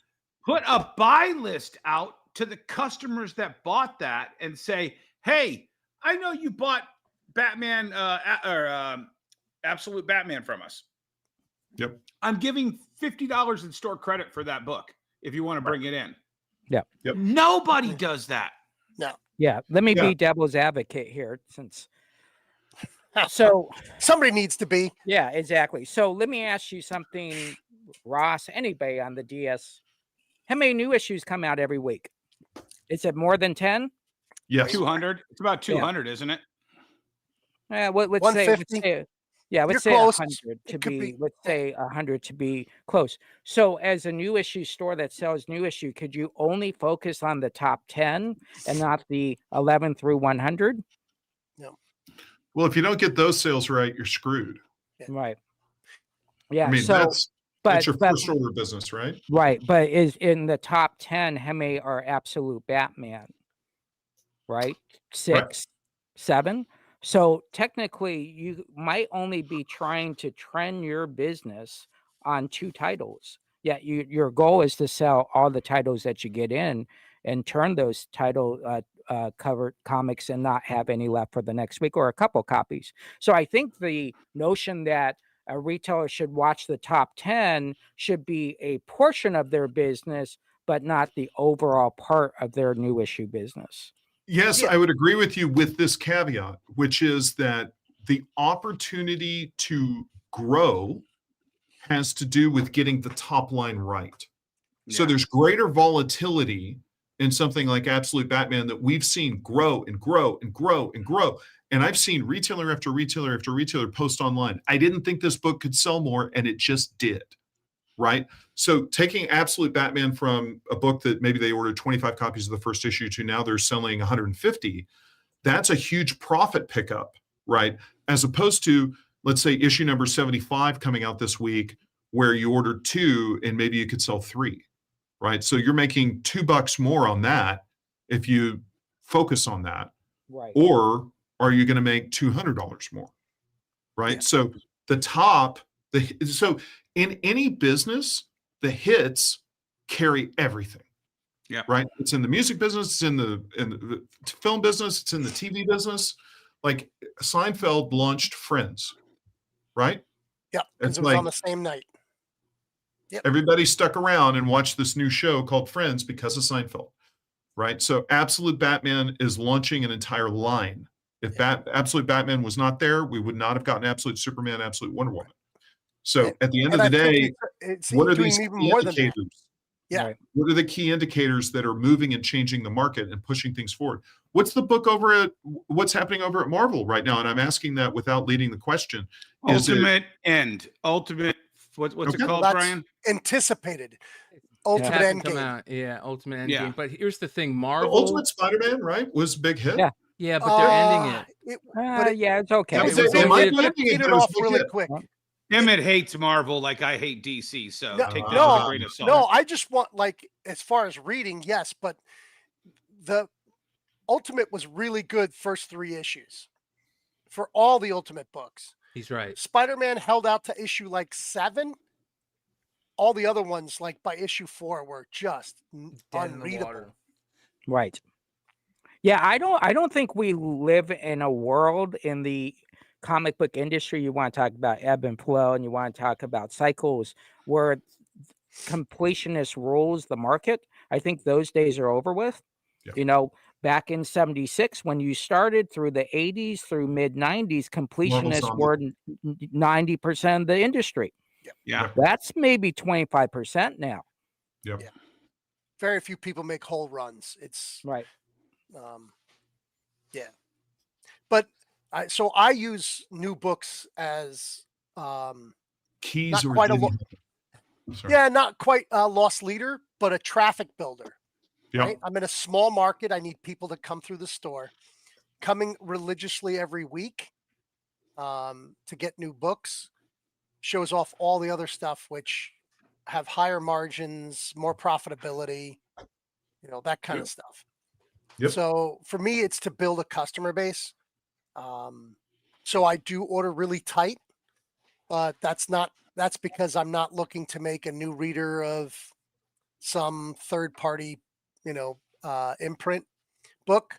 I'll take them on as a subscriber and continue to order it if it catches on, but more it's to fill so when they come in, it's completely full every week. Yep. Right. And what's amazing to me is that a store owner can't identify if something comes out Wednesday and they go look at their wall next Tuesday, how much they have left. For some reason, retailers don't identify with that. Well, that's crazy. But see, that's a great part of this whole thing. I had what I consider to be the best cycle sheets in every retailer I ever talked to. We did a hand cycle sheet every order that came in, every FOC day, every initial order. It went back. I had a sheet for every issue going back 10 issues per sheet. I taped a new one to that. I could go back and check a cycle sheet for 30 or 40 issues to see, okay, well, it went here, and then it went here, and then it stayed there, and then what happened here? Oh, that's right, that character got killed. Okay, then it stayed there, and then it went back over here when that writer left. We don't have, and as far as I could tell, the Diamond POS system did something similar, but not as thorough as our handwritten cycle sheets were. Yeah, well, that's how you run a business. I have a really important question, which is, does Jesse live in the warehouse from Raiders of the Lost Ark? Kind of. Because I want to go there and look in some boxes, please. Yes. That's his new No, shop. you want to go to my movie theater, Ross. I got way better stuff. And that's a great segue, Brian. Depends on what you like. I am starting my first ever eBay live sale on Cyber Monday at 1 p.m. Eastern. And I am going into the archives of the movie theater. And I'm just like, oh, shit, I didn't know I had 5 of these. Oh, shit, I didn't know I had 2 of these. Oh, shit, I have 1 of these still? Okay. And one of them is Something is Killing the Children #1 Frozen Virgin. You can't have mine. Yeah, which will be. I actually found mine this week. Yeah, I found one in one of these boxes. I was like, oh shit, I still have some of these. Oh, good. So yeah, that'll be going. I think it'll be scheduled tomorrow, and you'll be able to start looking. Wonderworld comics and toys. I'm just letting everything fly and what time sharing the love what of the time warehouse. are you going on Monday? 1 p.m. Eastern time.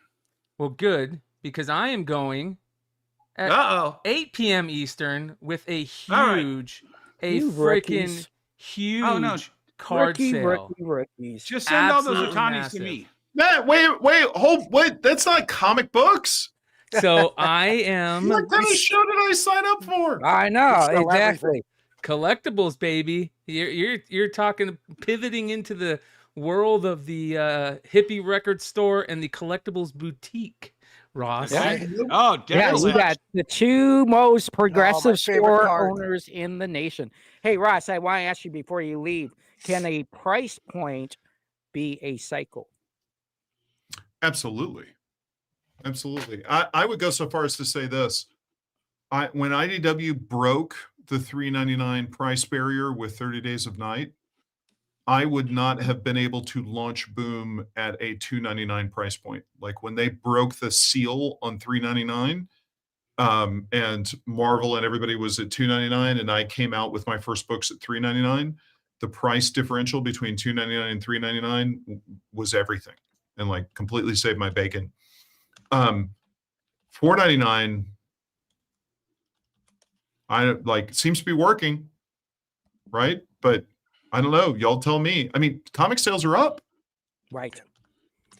It's a bullshit that people say, oh, comics are too much, $4.99. But then they go, everybody says, oh, go and buy the guy's book online at Kickstarter. And it's a $35 floppy. Yeah, right. Yeah, I get a pin and a poster and a fucking hat. And those are not comics. Or I get 4 of the same comic with different covers. It's well, but still way more than what you pay. That's a different model. That's a patron. You know what? Hey, Ross, can we touch on a topic that I kind of, I think I remember this, but not. When you guys, Boom started in 05, 06? 05. 05. The same year that my comic store started. That's right. What was your discount through Diamond that first year? Garbage. It was like 40% off, correct? Probably. Bill probably had us kicked into the E discount. Yeah. You were at the bottom part of the tier, and then you slowly moved up to 45. And then when everybody kind of got into the FOC, I think you went to 50 at that point, right? Yeah. Part of the game of the proof bill wrong was to get our discount changed. Right. So right now there's a bunch of talk because now that all these new publishers and distributors are kind of shifting around, there's been a big talk about retailers demand 50% off, like at Diamond. And a lot of these indie guys are like, hey man, we can't work on that margin anymore. We have to be at that 40-45% margin. Right. Like, but are like, oh, well, Diamond had it at this. It's like, yeah, but you don't remember just 15 years ago, most indies were in that 45 to 40% margin. Yes. Can you speak a little on that? Well, I think,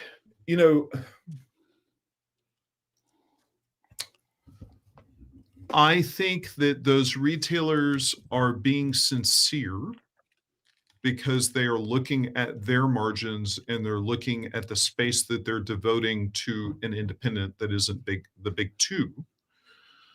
But at the end of the day, the independent publisher needs to do what the independent publisher needs to do.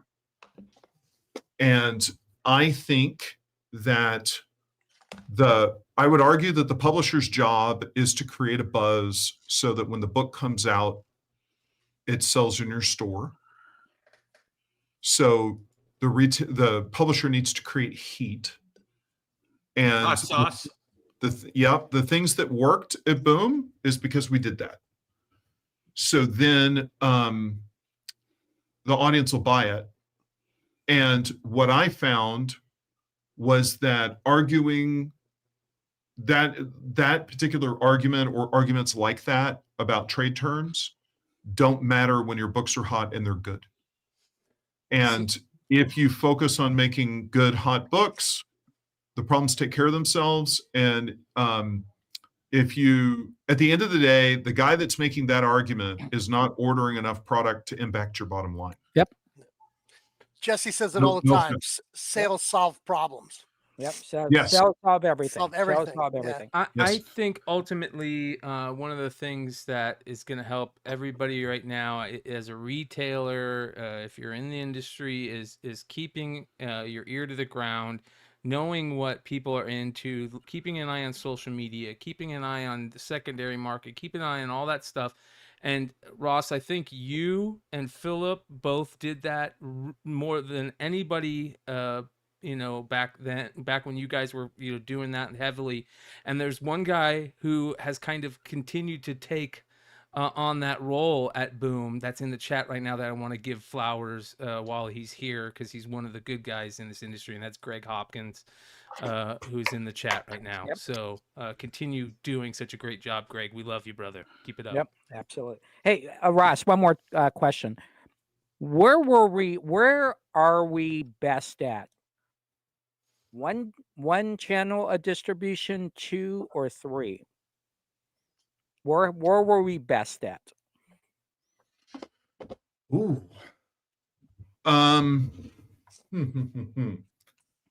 Okay, so I'm going to be a little pedantic here, and you can smack me.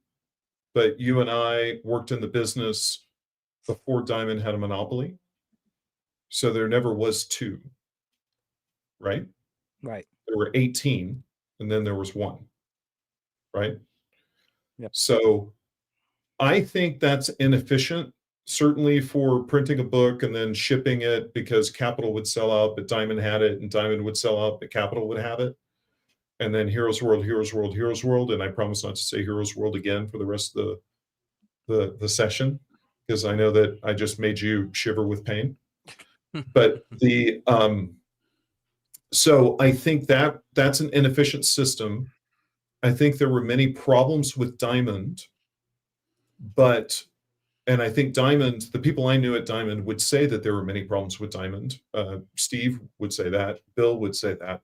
So I'm not casting shade at anybody. But I think that what Diamond did was it made things like Bone possible. Look, I couldn't start Boom today. Like, I started Boom in 2005 because I could just submit the books and they'd carry them. And I was in the catalog. And my job was to get Dave Johnson to do a cover and buy an ad for $1,800. And you saw Dave Johnson and you ordered the book, right? So, if I'm going to start a publisher now, how the hell am I going to do that? Like, where's the place and if I was Lunar, I wouldn't carry a startup. If I was PRH, they're not going to carry a startup. Right. No. So who's going to carry a startup? And God bless Philbo and all this other, that's a lot of work, man. Like, I don't know. For not much money. I don't know. I lost 2 subscribers because they cannot find what books to order. There you go. They're older guys, and there's no one place anymore. Yep. And everybody's like, oh, it's simple. No, Yep. I still don't know. I don't know what's out this week. Yes. I don't know where to go and see every book that was published this week. Who's going to collate it? Yeah. Cover absolutely. price. You got it. Shout out, by Great. the way, big shout out to Cover Price, who is just, I mean, That's what I'm saying is Cover Right. Price should become the digital preview for the entire industry. Well, that's a different business model than the one that they built. I love those guys. They're Yeah. incredible. But, it's like, it's hard to pivot to a different business model. Right. And maybe they will, but I'm just saying, give them some credit of, like, it's not what they do currently. So Right. is this content free? Yes. Yes. Okay. Yeah, no, that's what I would love to see this industry. And obviously Cover Price is going to do it. They have to make something. But let's just say you're Marvel. Let's just say you're DC. For a small price, you can be part of Cover Price rather than whatever lack of advertising you guys are actually doing now. You could consolidate and work with Cover Price to make sure both of your customers. Then at the retailer component, the retailers can then push the lower publishers to start using that service. And as the retailers use Cover Price, the industry sees Cover Price. It's a cycle. I said the magic word. There you go. Did you say lower publishers? I heard know, you yeah. say lower publishers. The big 2 are the big 2. Everybody else is lower. Yeah. Dennis, There you go. That's unfiltered. Bottom right dwellers. there. there's the hot sauce. I'm Yeah. sitting right here, and he says Yeah, I lower know. publishers. You're not a publisher anymore. You cash the check, baby. Right. Yeah. Thank there you go. God. Which Yeah. I thought you were going to make. That's what I set you up. I put it right on the tee. I gave you the You bat. didn't set Well, up. I You want to just Segoo. said This what is you a thought. I perfect wanted to Segoo. say. I wanted to hear him say. You mean like when you sell your publishing company to a major distributor publishing. and retire? Did they give you a 5-year non-compete, 10-year non-compete? There you I go. have a 0 non-compete. There you go. Whoa! Ooh, very nice. I take that as a challenge. They Right. don't think they're not afraid. So can I I wouldn't be ask afraid of me either. So it's all right. can I ask you an unfiltered question tonight? Of course. Okay. Of course. Let's see if I answer. All right, Brian, you want to do right? Yo, let's do this.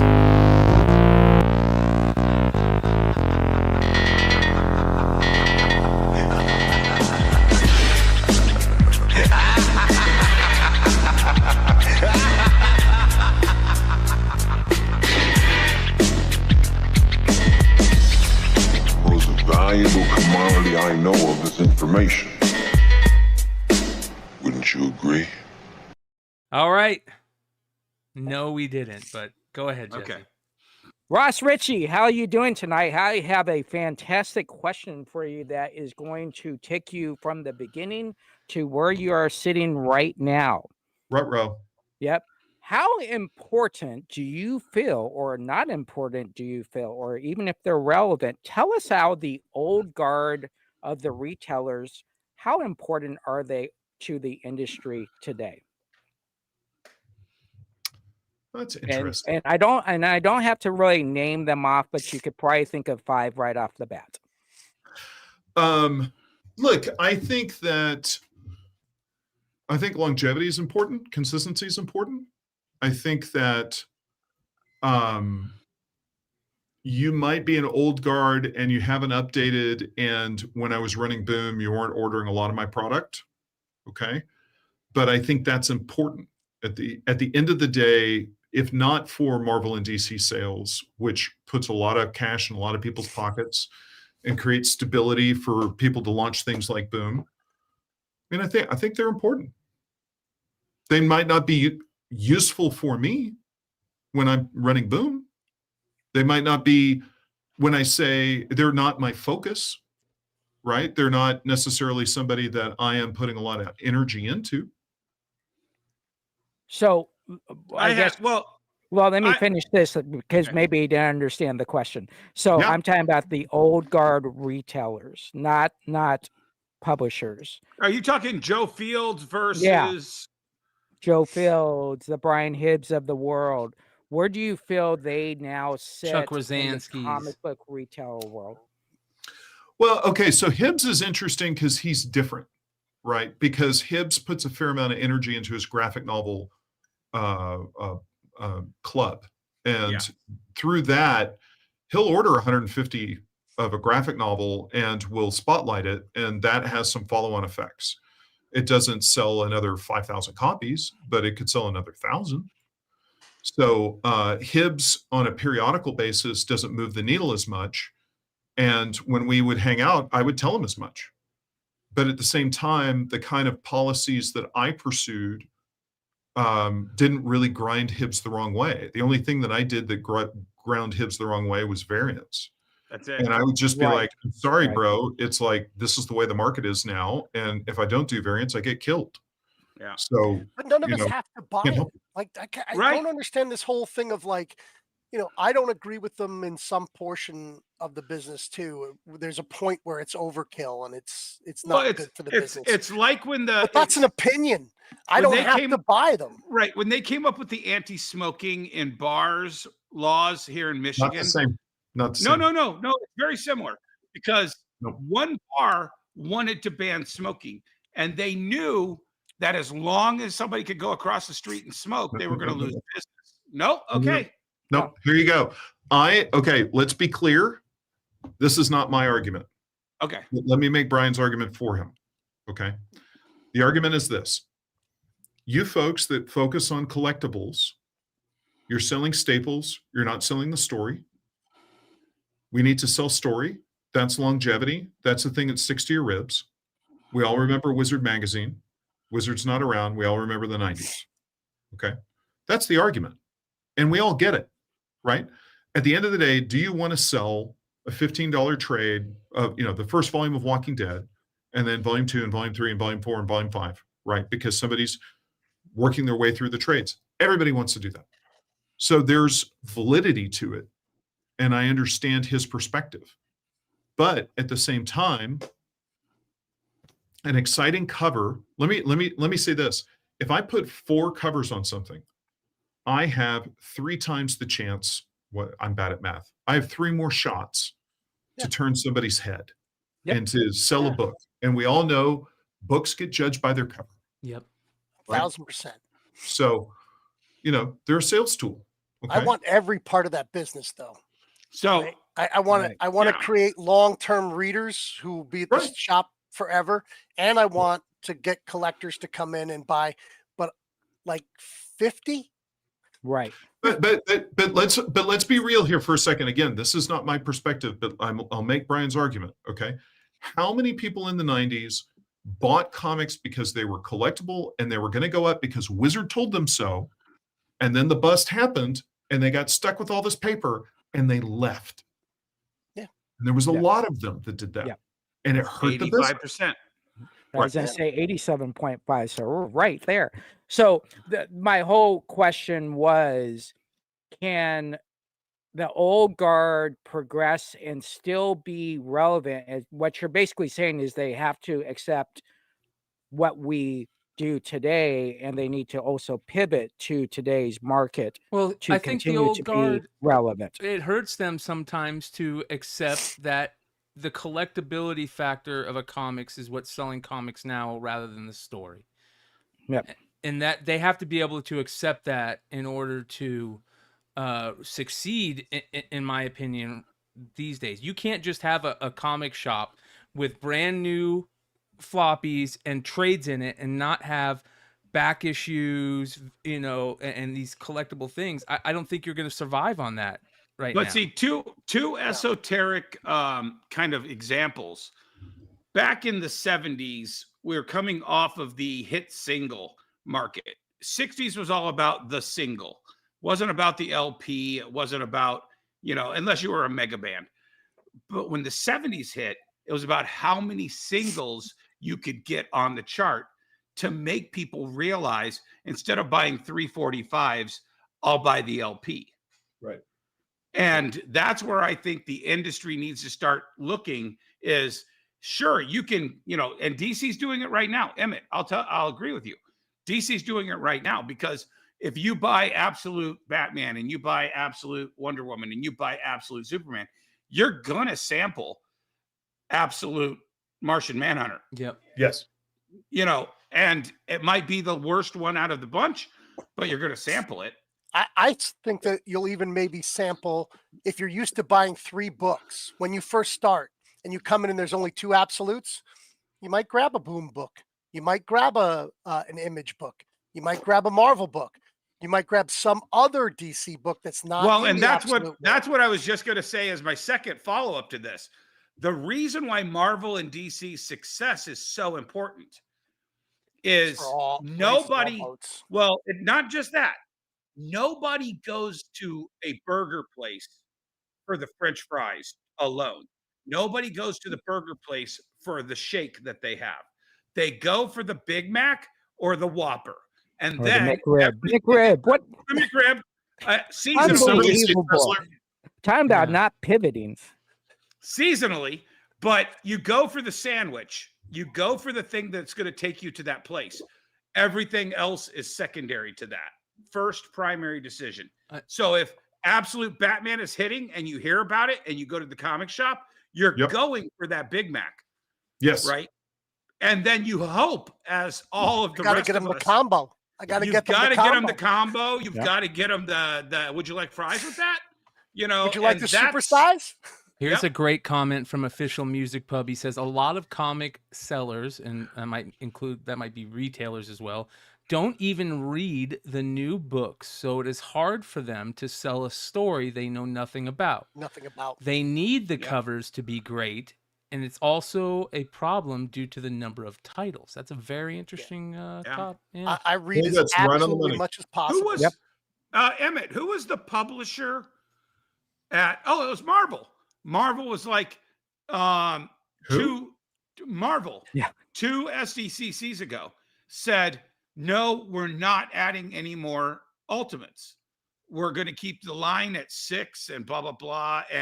But I mean, they held to that. That was not their plan, was to flood the zone.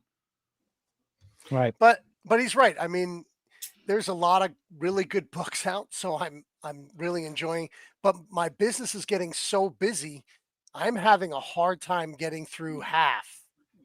And then you're starting to pick and choose, right? I like to try stuff that's new. Sophie's choice. But man, there's a lot of good books out. So I've been reading a lot, but like I said, as business gets better, I'm not sitting alone in the shop reading comics. Well, here's something interesting, Ross. You retired and became a Pokémon dad, and had to join into the fun of Pokémon that is absolutely taking over the world right now. And so I'd love to know your thought on the craziness of Pokemon, and something that we're noticing right now. And this has come over from the card world, and I think it's going to take over. It's gonna be a big thing in comics soon. Is the world of the repack, and we're starting to see that with blind bags. We're starting to see it with mystery packs in the comic world, and in the card world, what we saw is this element called breakers, where live sellers on platforms like Whatnot, eBay Live, things like that, would break new product. And when they didn't have new product, they needed something to break.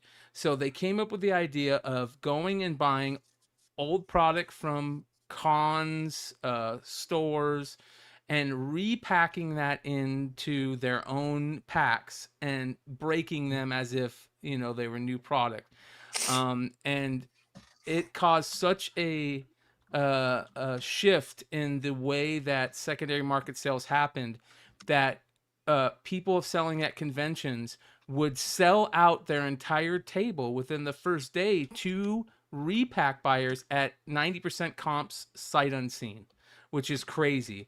And now we're starting to see that happen in the world of Pokemon. And one of the things that's pushing it are these websites like Arena Club and Courtyard.io, where you can literally go to the page, buy a repack for $75, $300, pull a card, and immediately sell it back to them at 90% of a comp and buy again. And it's causing this big, huge push in the world of Pokemon. And it's starting to be a negative thing, which is very interesting.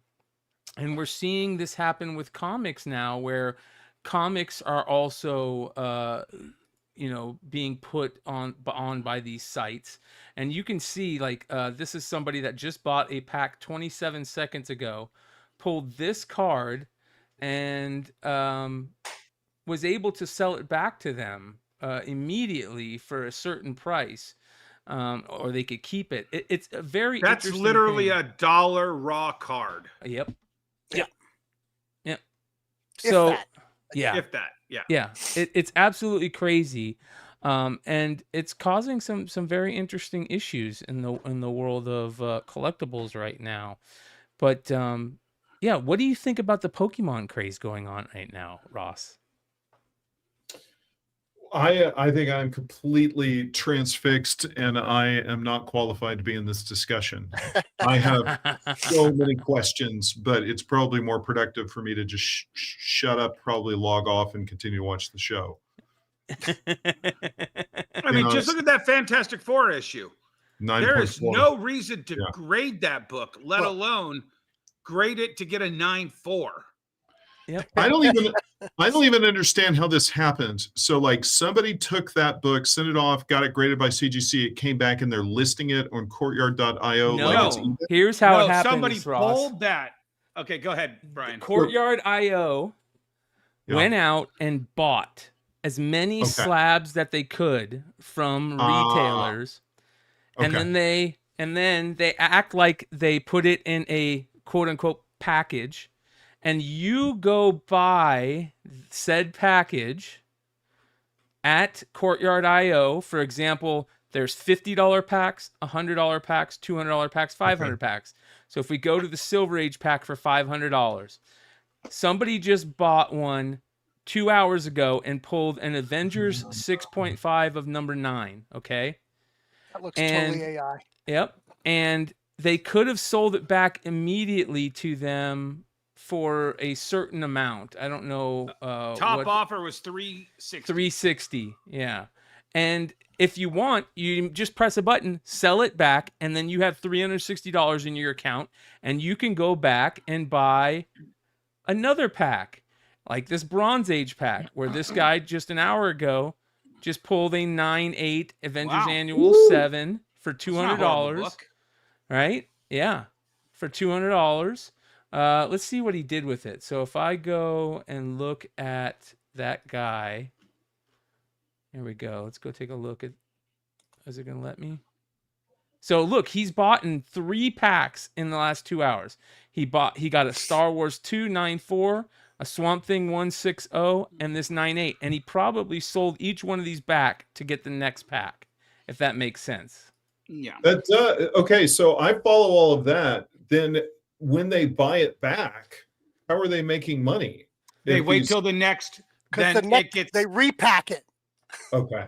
It's going to be in the next bundle after this bundle is all sold out, or whatever the deal is. Got it. No, it just goes back into the quote unquote virtual pack. So, for example, I buy in and I open a pack and I pull this Avengers Annual 798, right?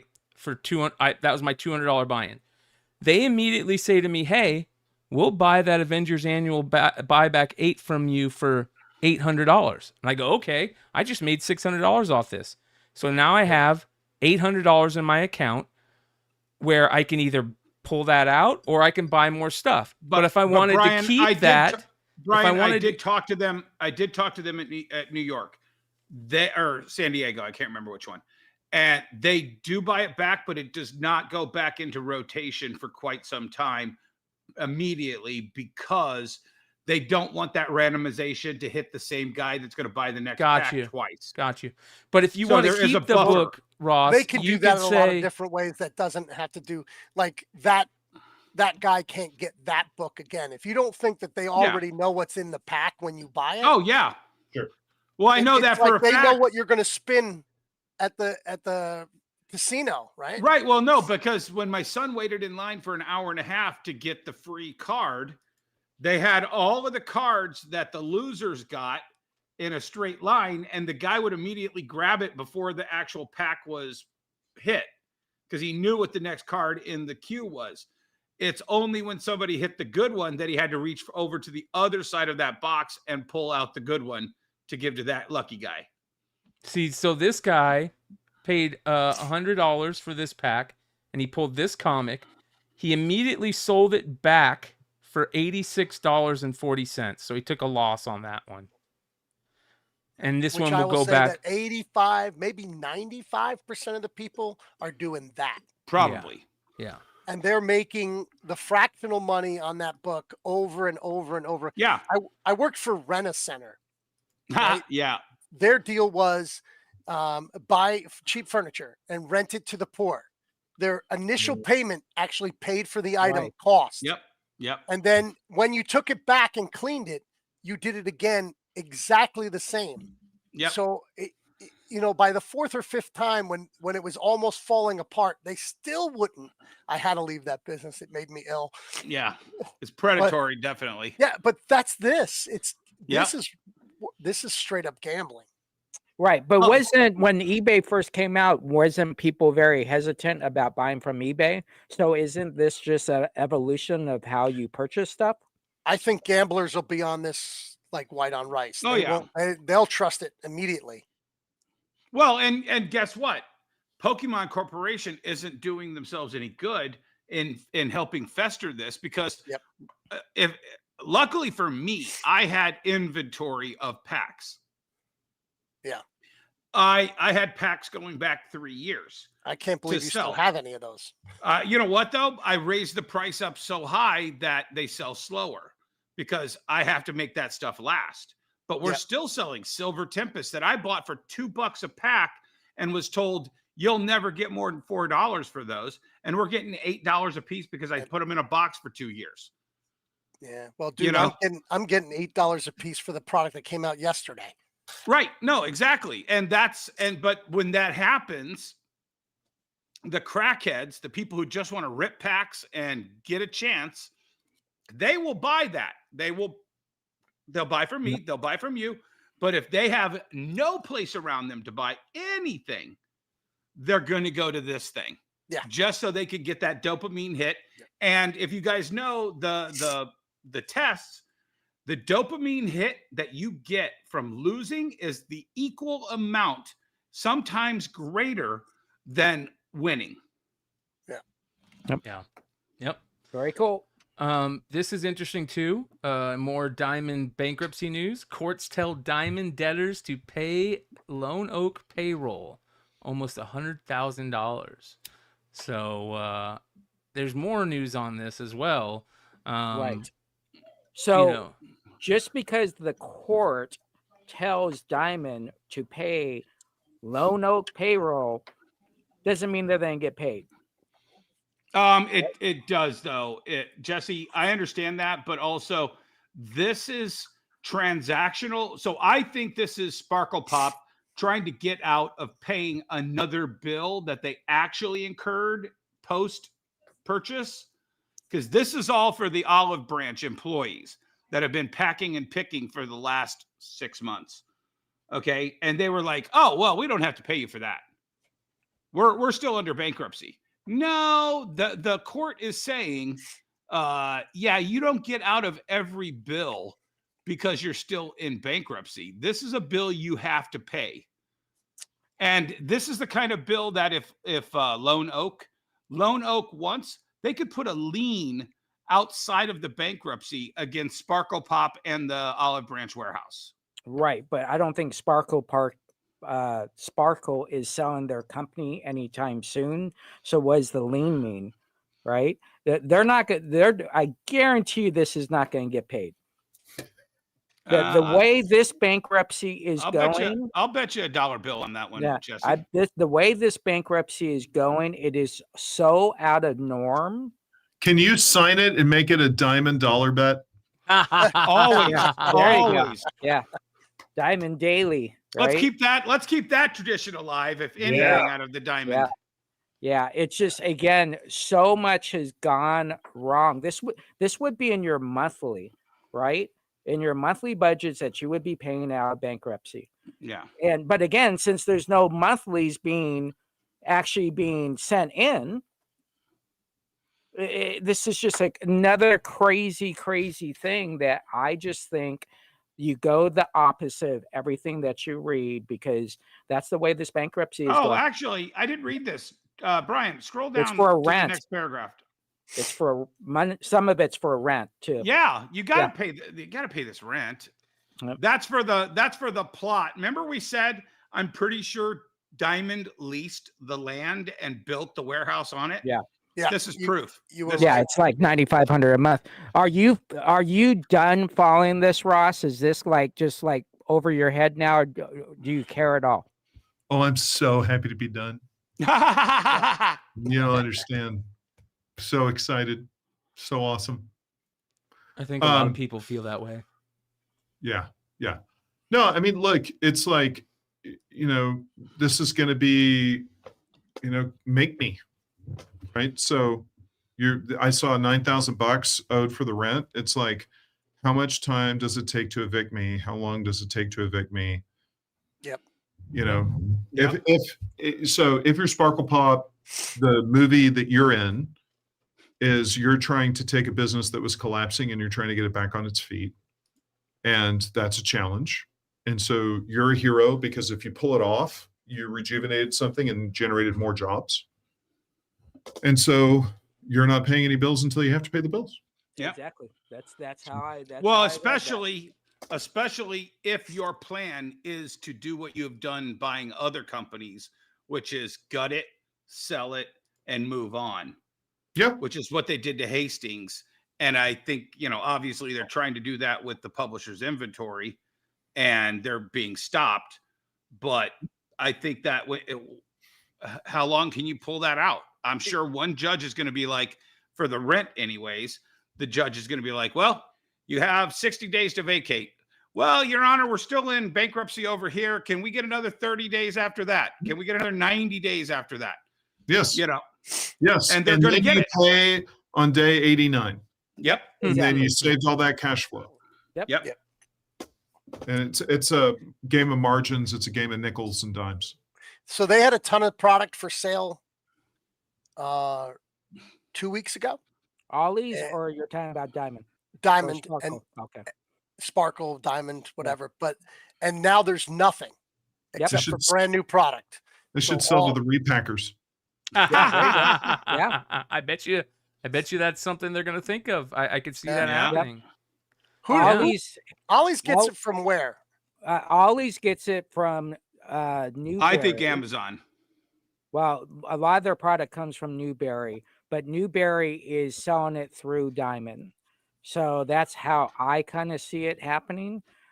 Because when you walk into Ollie's, it's not like they say, oh my gosh, we got these Amanda Connor Power Girl Omnibus 125 down to $39. Get the last 3 copies. No, they have 200 copies. Right. Yeah. So this isn't a, well, we'll tick XYZ. They're saying, no, you want this price, you're taking it all. Well, Ross, the shuffle here. As a publisher, you would park inventory at Amazon's warehouses to distribute to all the hubs. And at the end, Amazon would collate that back and say, hey, by the way, you have 20,000 units of this. What do you want us to do with it? And it's easier to just go, hey, Ollie's, I got 20,000 units of this book on a pallet. What are you paying us for it? All right, ship that to Ollie's. Or Ollie's, go pick it up with your truck. So I don't have to pay the freight fees. Remainder, exactly. Yes. So one of the things we used to do was when we would remainder things, it was never a popular title. If I listed off what we remainder, you would not recognize any of it. We would try to remainder internationally. Yeah. So then that way it kind of gets sprinkled all over the globe and you're not pooping where you eat. Mm-hmm. Right. Yep. So if you find yourself in Istanbul and you can't believe how cheap a copy of Savage Brothers is, there you go.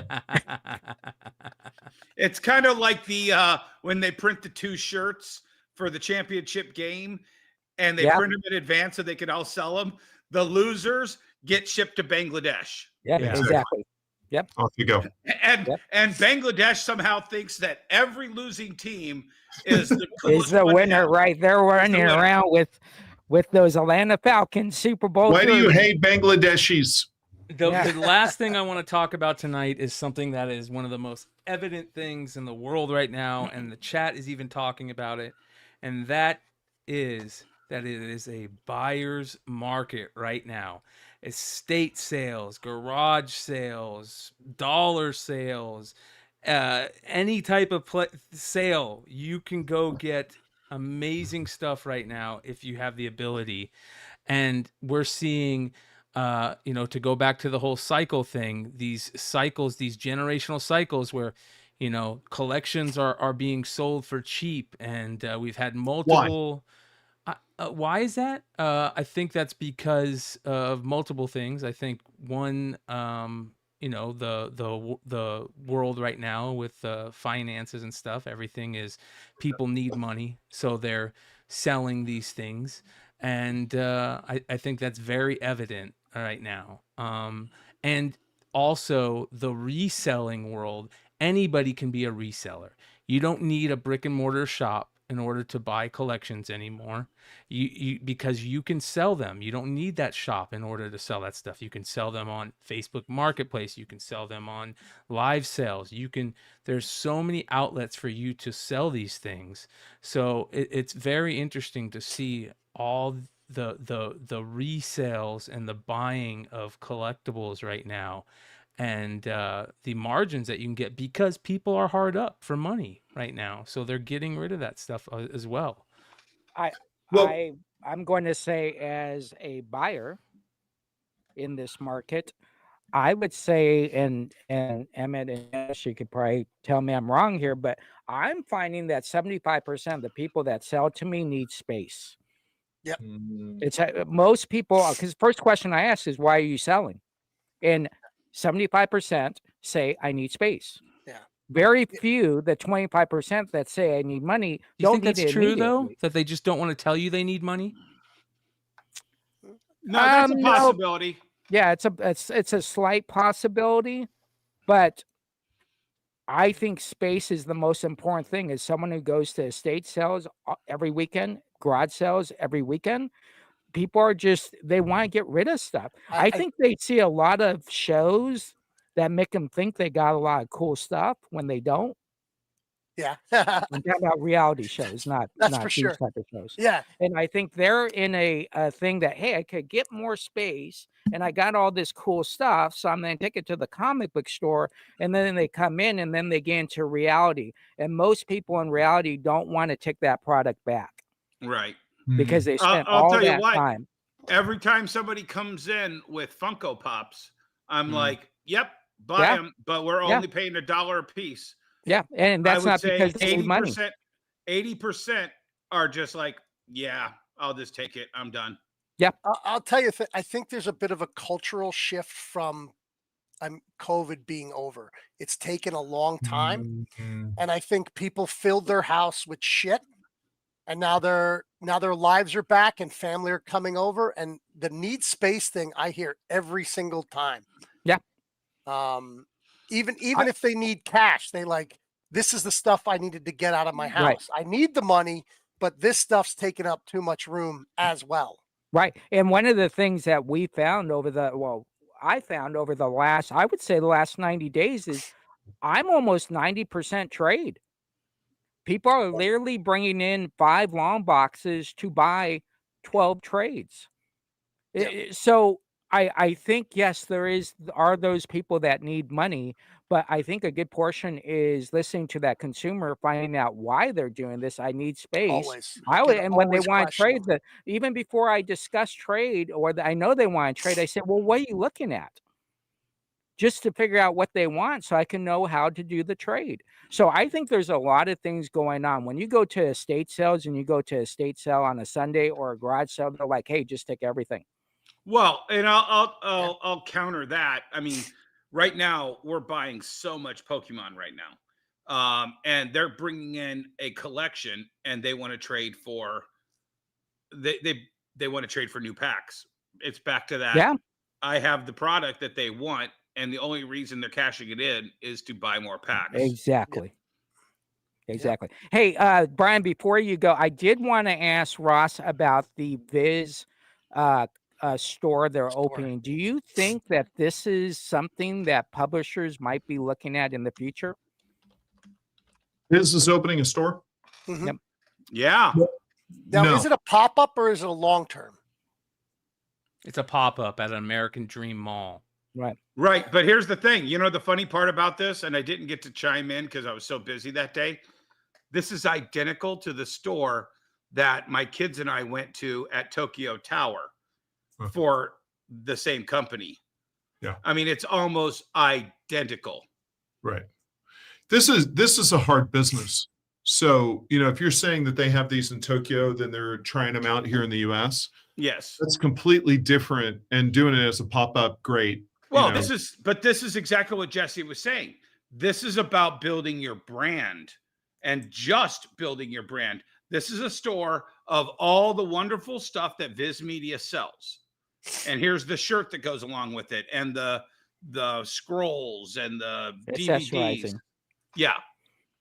American Dream Mall in New Jersey. It'll be from November right now through January 20th. It's about an hour and something from me, and my granddaughter is going to break me there. So thoughts on that, cheaper Ross? than a trip to Japan, Emmett. So just, you know. Yeah. Well, look, manga is a whole other kettle of fish, right? So I think it's so much more of a lifestyle than North American comics are. Yeah, everybody's got a Batman shirt. Yeah, everybody's got a Captain America shirt. I get it. It's not like Naruto. It's not like One Piece. No. So yet. Fair enough. But American comics been around longer. I think that the culture for I think what you're referring to is that like it's deeper than a t-shirt. It's a sweatshirt that looks like the costume that your favorite character wears in the manga, and it's $180. You want some hot sauce too? Yeah. Okay. So I think that the system in Japan favors creating new original franchises and is better at exporting them. And I think that the franchises are more mythic. So I agree with you. I think they throw a lot more spaghetti at the wall, and they're not afraid if it doesn't stick. Yes. Whereas the big two are deathly afraid of throwing spaghetti at the wall. Okay, so let's compare and contrast, because if you had Batman, why would you need to throw spaghetti at the wall? Like like Levitz used to say to me, the only question worth asking when you run DC Comics is, how much Batman am I going to list? It's true. Yeah. Right? So at the core of it, so you don't need to innovate. You need to make sure, like one time Dan Buckley said to me, he was like, I have a wheel that has characters on it. And this year it's Captain America, and next year it's going to be the Hulk, and the next year it's going to be the X-Men. And the wheel turns, right? And I'm refresh, right? And he said to me, what you do is completely insane and incredibly hard, which is you don't have any of that. You got to make it up new every day. And I said, yeah, what you do sounds like a prison sentence to me. And what I do gets me excited every day. Yeah, it's golden handcuffs. It's golden handcuffs at a certain point. Right. Well, it's a different framework. That framework is you're a custodian and a steward of a pre-existing brand, and your job is to not destroy it. Your job is to grow it. Yep. Right. But when I say growth, not seismic growth, your job is to grow by 7% every year. Yep. Well, and that's the problem with retail as well. You know, you have to carry the Batman, you have to carry Spider-Man, but you also have to pick that next big hit to help you grow by 7%. Same at the retail level. The problem is, and I think this is the problem with the industry, is Marvel and DC, they want all of that, including what you paid to get that 7%. They're not willing to let you have that breathing room to try Something is Killing the Children, to try a Berserk. Right. You know, to try, I mean, even Monsters, who had the giant DC launch of KO up against it. Yes. Yeah. And look, that's their job, right? Yeah. They want to suck out all the oxygen. Like you go work in the movie business, right? Yep. Universal doesn't want to leave any meat on the bone for Warner Brothers. Hey, did you hear they're making a volcano movie? We need a volcano movie. Yeah, exactly. So would you say, just to go back on that Viz topic, would you say about 90% of that customer base is walking in, walking out with nothing? It's more of a Viz store, and that's more where they make their money marketing outside, or are they looking for actual sales? So, Jesse, what I gathered from going to that store at the Tokyo Tower, you walk in and you are a Naruto fan and you see Naruto and the kids love Naruto. That's when you discover, oh, wait, Viz Media also has this. Dad's going to check out that. Mom's going to check out Hello Kitty or whatever the girl's license is. And the kids, and the kids are going to get the Naruto. So they want to hit you on they had a Marvel store right around the corner from there. And the Marvel store does the same thing. They have a distressed Captain America shirt. They have a Spider-Man shirt. They have some variant comic books that I thought about buying, but then I was like, yeah, no, I'm never going to get those. I'm safe. So, you know, it's basically a tourist shop. It's a tourist trap, except for it's a brand focused tourist trap. So it's about reinforcing the Marvel brand, reinforcing the Viz brand. And it kind of goes along with what you were saying is Boom should have reinforced the Boom brand by doing more shows, but they didn't have the stretchability to be able to cover that many bases and pay for that. So these guys get to do that. They didn't have enough of the other gobbledygook to make the money, right? Look, this is a tentpole thing, right? Okay, let's just cut to the base. Right, so you have Naruto, it's Spine Out. Remember we were talking about Invincible and Walking Dead, Spine Out, right? So look, Spider-Man. Somebody wants to read Spider-Man. They just watch the Spider-Man movies. They're in, right? Great. Where do they go? What do you buy? Do you buy the Ultimate Spider-Man? Because that guy's old. I found they don't give two shits. They look at the cover. They see the Spider-Man they want. They see the cover that has the action that they're wanting to see, and that's where they sample from me. Okay. But I just want to point to the brand that's big enough to open its own shops.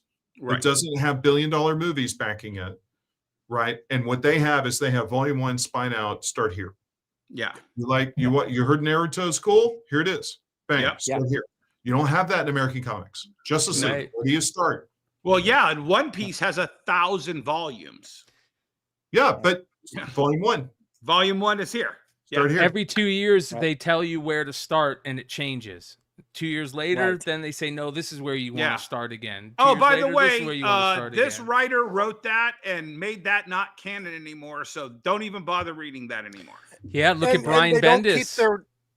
With DC is canceling all his stuff because they're like, we don't want you to read that out of print.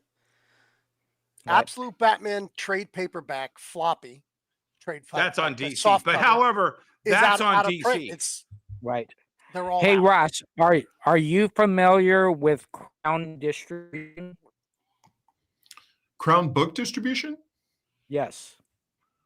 Just from like the book business, like I don't know, I'm not sure I have privileged or specific information, but it just I've obviously entering the distribution business. To distribute comics? To distribute comics and books. Okay. So part of that is going to be, like we were another distributor for comics. Okay. Oh, Crown. That's not Crown. That's CRWN.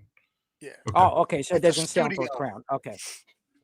Yeah, it's different than the Crown book publisher, distributors. Okay. So somebody's popping up to carry some RPG companies. Okay. Yeah. And then some comics along with it, sure. I think. Yeah, I mean, until you pack and pull comics and you understand the small margins, and they're trying to fill out the boxes. It's trade markets too, so yeah. So, look, I think people are going to find out really quickly that if you're they mentioned Udon in the article, and I don't have special and privileged information about Udon, but I know that Eric Ko's a good guy. It's a smaller company. And, at a certain point, when you go to print your book, let's say you're Udon, you're like, okay, am I going to be non-exclusive and I'm going to be carried by everybody? Or am I going to focus? And the problem is if Lunar orders a little bit of this, and CRWN orders a little bit of that, and Who's What's It and Sally Skippity orders. Costs go up. Well, and Emmett, to answer that question from earlier, if Emmett buys 5 copies from Crown and forgets about that 5 copies, and then he's over at Philbo and he sees the same book at both. What are you doing? That makes. Well, let me tell you, what happened to me at Diamond was the offered again used to get me. Yes. Because I'd see a cover and I'd go, telling me it's how come I never got that book? That was intentional, I think. Yes. Unambiguous, yes. But that's going to make up for Emmett screwing up, is going to make up for Jesse not even seeing it at either of those places. Jesse. You see what I'm saying? So it's all the confusion will come out in the wash. Yeah, no, that's absolutely true. So I just think, look, I am very skeptical about these smaller distributors popping up. How much more meat is left on the bone? Yeah. Like how many other publishers are available? Well, I heard a great story because of the allocations of the Death of Superman and all the subsequent books that came out. Retailers were hedging all of their bets by going all in on 3 different orders from 3 different distributors for the white bag Supermans. Yeah. And they all filled. And that's one of the dominoes that caused the 90s crash. Was all those chickens came home to roost in one order and it crushed. That I did not know that, and that completely makes sense. Yeah. Yep. Because if you were like, oh, you know what? They fucking allocated me this. They allocated me that. Yep. I'm going to put my order in here, my order in here, my order. And if I get allocated on the 3, I'm going to get what I want. I do that with trading card games. Yeah.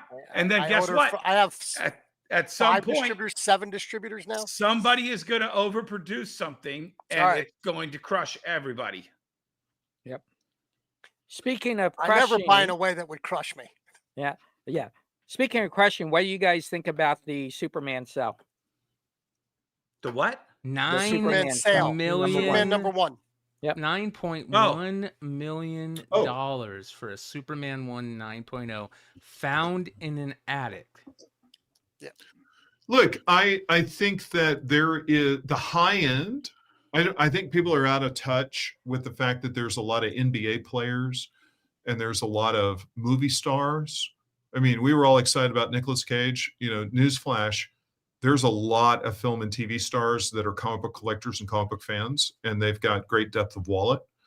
And there's also, you know, financial advisors that they have that are telling them that these are maybe not bad investments long term, as long as they get in at the right book at the right level. And 9.0, I mean, how many are there? I don't 5? think. Yeah. Maybe. It's very low. It's under 10 for sure. Definition of blue chip. Yep. Right. 100%. So it feels like to me, you get a couple high end guys slugging it out, right? And you know that what you're doing is you're market making them, right? And you might be playing the long game because you have an action one.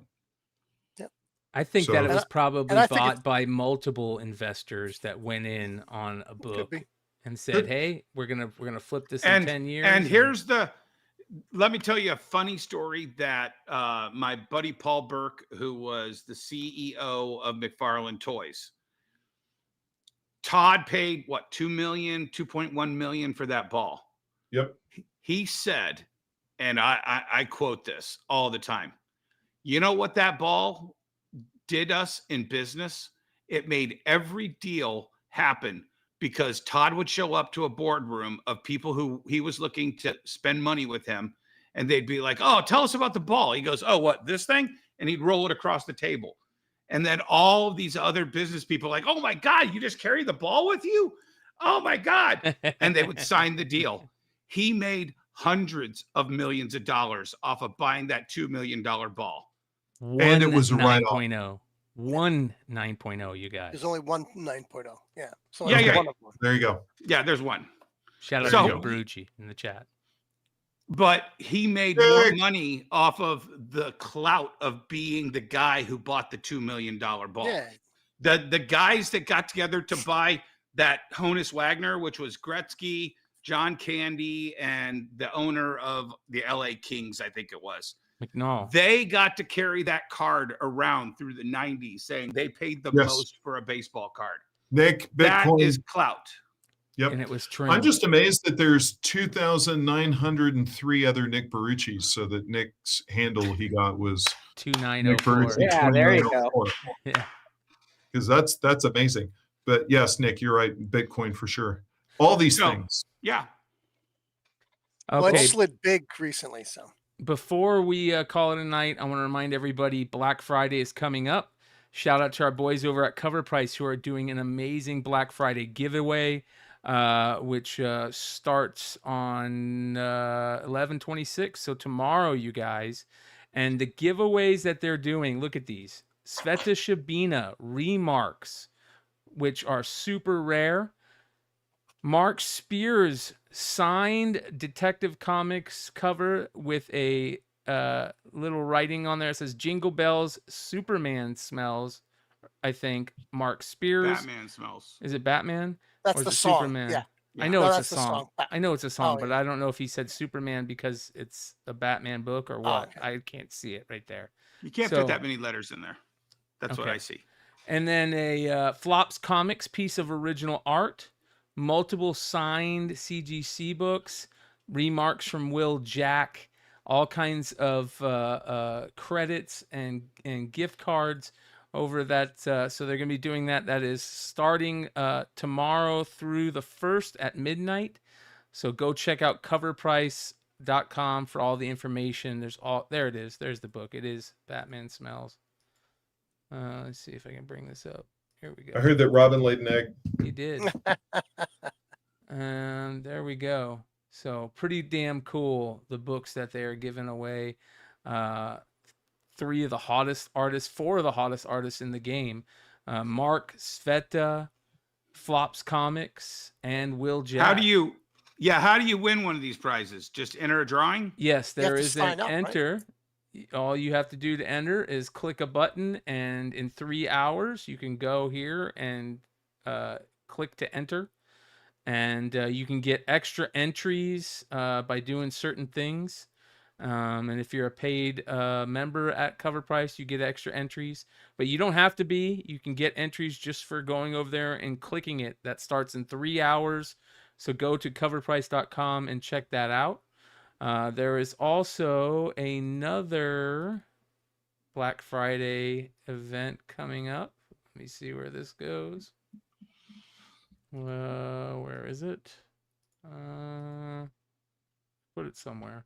I sent you one in Here we go. message. Shout out to Philip and Ignition Press, who has a Black Friday sale starting on the 28th. Go show Ignition Press some love, who are doing just a great job with that new startup over there. So go show them some love. And then, of course, our compadre here, Dennis, has also Black Friday sale coming up. Dude, I'm doing buy one, get one half off on all manga, comic books, trades, graphic novels. That includes $100 omnibuses. Buy two, get one free on vinyl, Funko Pop, CDs, DVDs, anime. And I mean, that's like $5 Funkos. So that's going to be crazy. Buy three, get one free on toys, action figures, Legos, video games, board games, and anything in the store that's not already on sale. $5 off coupon on your $10 purchase. I heard you're paying $1 for Funkos. I'll give you 2. There you go. Emmett, do you have anything going on for Black Friday? Yeah, it's on my Instagram.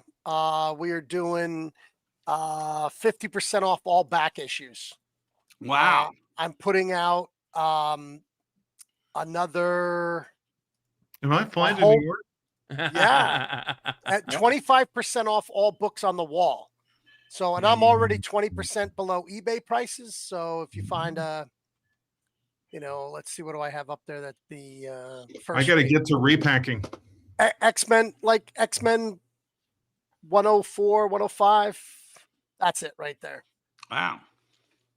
10% off all TCG sealed, and 25% off all singles. So all your Pokemon. All Dead Media is 25% off DVDs, Blu-rays. You know what? I talked to somebody. Let me just give you a piece of advice here. Sure. Because I had a similar name for what we called our media. Yeah. That gives a negative connotation to something that I think is positive. I thought the same thing. Negging is a good marketing tool at times. I just don't think it is with media like that. But go ahead. Sorry, I just wanted to chime in, and Ross Ritchie agrees. My Funkos are $10 and BOGO. So they're going to be $5 a piece. You buy one, you get one for $5. Or you buy one at 10, you get it for free, whatever way you want to call it. All my sports cards are 25% off. And then 50% off, I have 10 5,000 count boxes filled with Hall of Famers, and they're 50% off. So usually 50 cents. 25 cents a piece. The kids devour those boxes. Nice. Jesse, you got anything I have a going lot on? of products. So my Black Friday sale is great service because all of our product is already priced at the lowest prices possible. Nice. So that is what we are doing since we opened this store. Yeah. You know, I did that for 3 ago. years, Jesse, and this was the first year that I thought I really want to try to see if the sale drives more business. I have 3 years worth of data. I need to move inventory, even if they carry it, even if they just carry it out with. Yeah, I think because of the situation of the mall that I'm in, because I have so many big stores that it's kind of like we're going to have so many people walking by, we're going to go with percentages. But because most our back issue books are between $1 and $3, we go below market on everything we have on the shelves. That's kind of our goal this year. Again, we've only been open 120 days, so we have to push product a different way this year. So. And I'm keeping mine my sales going all the way through the end of Tuesday. There you go. 8 p.m. on Tuesday. And then we're running till Sunday. I will be having a card sale on eBay Live, not 11:30, 12:01. Thank you for chat for letting me know that cannabis messed that up. So It is Monday, 12/1. It is December 12/1. 1st at 5 p.m. Pacific, 8 p.m. Eastern, we're going to be selling all types of cards, singles of raw cards and also graded cards. I'll have unopened wax, including 1990 Fleer basketball, where you can get up to 7 Michael Jordans, which are really cool cards in that set. Basketball, football, and baseball, nothing but stars, Hall of Famers, autographs, no fluff.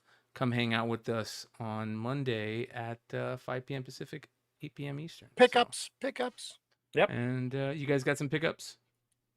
Yeah, I sent you on your Instagram because I couldn't get it to the Facebook Messenger. All right, here we go. Let's see here.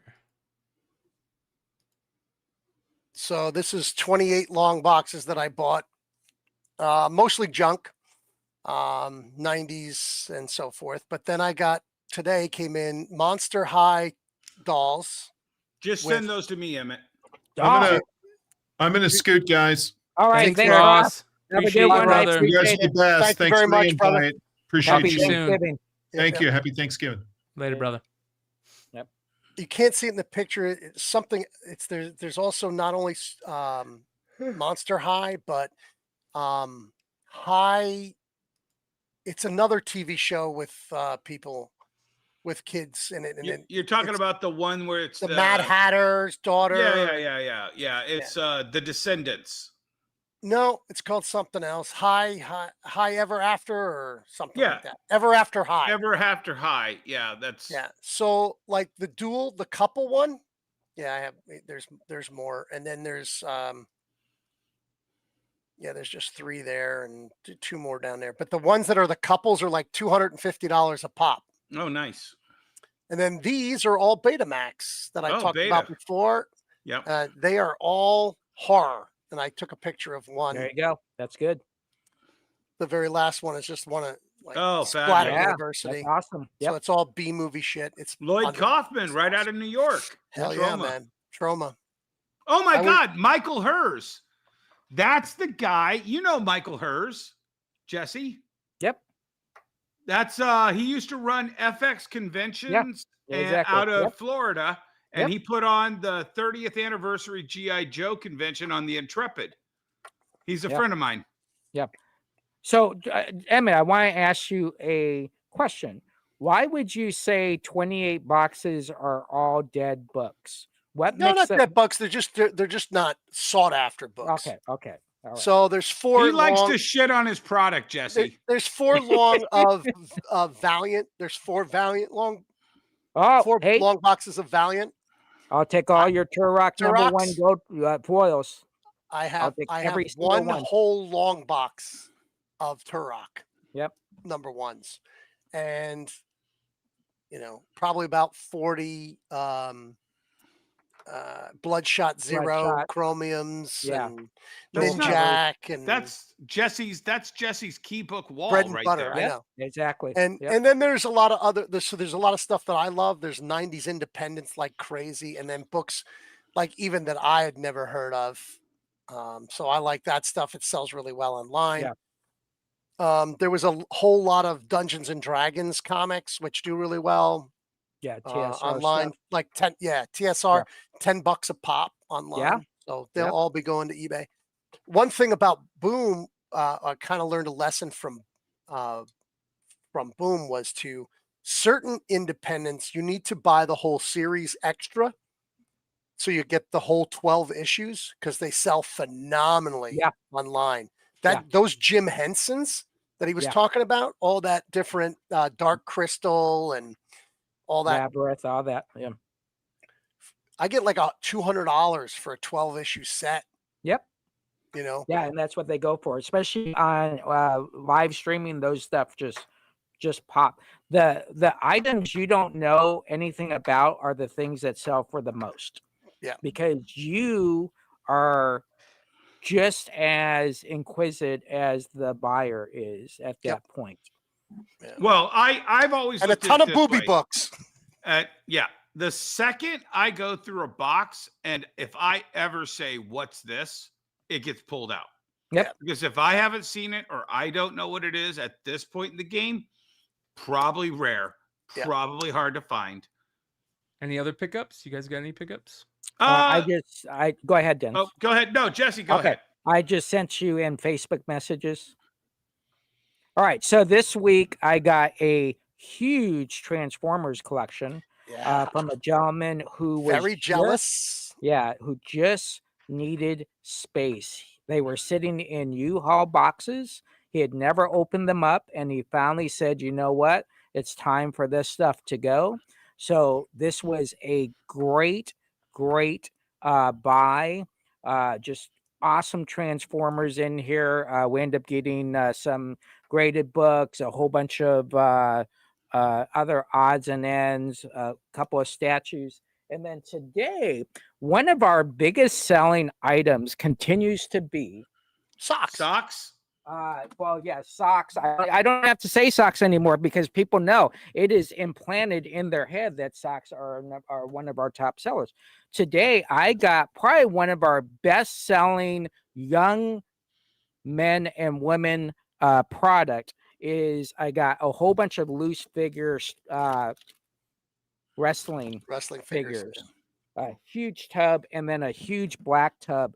And what we're finding is a lot of young kids, they're only $5-10 a pop, so they're getting a lot of money for it. But it's stuff that they've grown up with, and they don't have to read a comic to figure out what they're doing. They gravitate to that Edge figure right off the bat. So we don't have to do a lot of selling of this product. So that's something that we really have enjoyed getting in and watching the kids with their father or their mom talking about, they took me to a wrestling match. So those are my two big pickups. Awesome stuff. Right now we're finding that everything sells if you just know how to put it on your floor. Yeah. I wish I had the time to take all the pictures that you guys take in a week. So my van is full right now of totes and short boxes. I bought a collection and then I put another collection on top of that. And then I had to go buy Pokemon to restock this. Then I had to go to the printer to print out the posters for the freaking Black Friday at the malls. And I had to order the flyers. And you want to be the king of Toledo? I got Hold on. 20. What? Dennis, real fast. I want to show you something. All right. So you got your phone and you hit bam. That took exactly 1 second. No, so you have find to lift 1 up second this one, in your day. Snap a picture. No, so I had this. I'm just going to break this down, and you guys will know. I got a bunch of Transformers too. They're all sealed in the bag, BotCon exclusives that go for between $500 and $5,000 per bag. Wow. I got 20 to 30 sealed Game Boy and Game Boy Advanced games. I got 20 Neo Geo games. I got 30, one buyer or one seller? This was all part of one collection. Okay. I got 30 or 40 Game Boy Advance games. I got a Sega Genesis with about 30 games, of which 3 of them were over $50 each. I got comic books, hardcovers, omnibuses. I haven't even had a chance to flip through the comics yet. Just no time. What else? Lots of toys, lots of video games. Oh yeah, there was like 300 or 400 CDs, of which some were anime soundtracks that I just started looking up a couple of them. They were like $100. It was absolutely exhausting, and I had zero time to look through it because I had 20 other things I had to do. Right. Do you find that and I know Dennis, you're a little bit different, so this might not kind of make sense for you, but Emmett, what is your sell time when you buy something? How many do you have? weeks before you have to sell it, or immediately? What is that sell time? I know Dennis likes the hoard stuff, so a little bit different for Dennis. I'm a little bit of hoarder, and Okay. and a lot. I like to return on my cash flow, and then I like to hoard a bit of it, and then a little bit of profit. Okay. So I take I the like things to in the best condition, and I kind of hoard those, and then the things that have like little nicks and I'll sell those until I get a little bit of profit, so I get my cash flow back and a little profit. There's another collection, and Dennis, real fast, there's another collection that comes in while you're still doing that. Does that affect the way that you're selling your product? No, I can compartmentalize them pretty quick. Like if I'm, let's just say I'm halfway through processing the first collection, and a second collection comes in, I can buy that second collection. I can literally go, okay, this is half the size of what I have left. Let me just go through this one real quick. Sell. Grab this. You price that while I finish going through the first collection. I also buy stuff that I don't think is the time to sell now. So I just keep boxing it up and putting it in the basement. Right. So it is a bit of a hoarder situation, but it's more of a speculation. I've seen your basement. Yeah, it's pretty bad. Yeah. So and now it's emptied. So now it's 3,000 square feet. It's not 12,000, but it's 3,000. So Brian, before you go on to the next thing, I just want to ask you, how do you buy a collection because you don't have a store? And how do you sell it? You've been to his house, right, Jesse? Yes. Yeah. What do your you mean? dining room was spectacularly full of white boxes. Yeah. So do you have a turn time on your product? Is the question. No, I give so I just bought a collection from a guy of toys and comics, and I ended up just giving it to my parents, so they put all the stuff up on eBay, and I price it as they save the drafts, and as they go I put it up, and as it sells I ship it out, and then I sell everything on my live sale. So I'm back on eBay Live now. I've been doing Whatnot, so I do usually 1 to 2 sales a week. So I'm a little bit more lackadaisical on that stuff because I'm not a retailer. But yeah, so that's how I do it. I'll be doing more searching. I'm gonna start doing estate sales and garage sales with my dad on the weekends, which is gonna be interesting. And then of course, well, if you're doing a lot of eBay, there's a lot of products. If you're going to yard sales, there's stuff. So like, cause you can go around on a weekend, and well, especially in New York, and not find any toys or comics. And then that whole day driving around is a loss. Right. Yeah. So there's other things you have to be able to. Right. Exactly. The biggest thing I changed because I think when you first start doing this, and this might be just me, I was very nervous sometimes getting out of a car and walking up and then walking away and not buying something. It was just me, my natural thing. My first couple of weeks, I was like, I feel bad, the old couple up there, and I'm not going to buy anything. But then I realized, no, you gotta go. And even if, and then I would just like slowly drive by. Oh, I don't see anything. Now I realize you have to stop. You have to walk up and you have to look at everything. You also have to have conversations. Yeah, conversations, and ask, what else do you got? What else didn't you bring out? And so I think this notion that, oh, well, you can't find anything at garage sales. There's garage sales every week. Trust me, you are going to find something. Brian, my suggestion to you would be, you need to be in Sun City every weekend. And you need to find out who those. That's where my parents live. You need to live, find out who those estate sellers are and become friends with them. Yeah. Because Sun City has so much great stuff, it's crazy. And then you can go to your realtors and ask them who does your house cleanouts. Yeah. Because sometimes they won't even have an estate sale. They're like, I'm not waiting 3 months for them to price everything and then to have a sale and then still have to empty the house. They're just like, hire this guy, get everything the fuck out, and put the house up for sale. Right. So that guy gets all that shit for free. So he's going to sell it to whoever. He's taking it to the dump. He's actually taking it to the dump. And if you can get it before he gets it into the dump, it's a score, because it lightens his load. He doubles whatever you pay him. He made double. Yep. Right.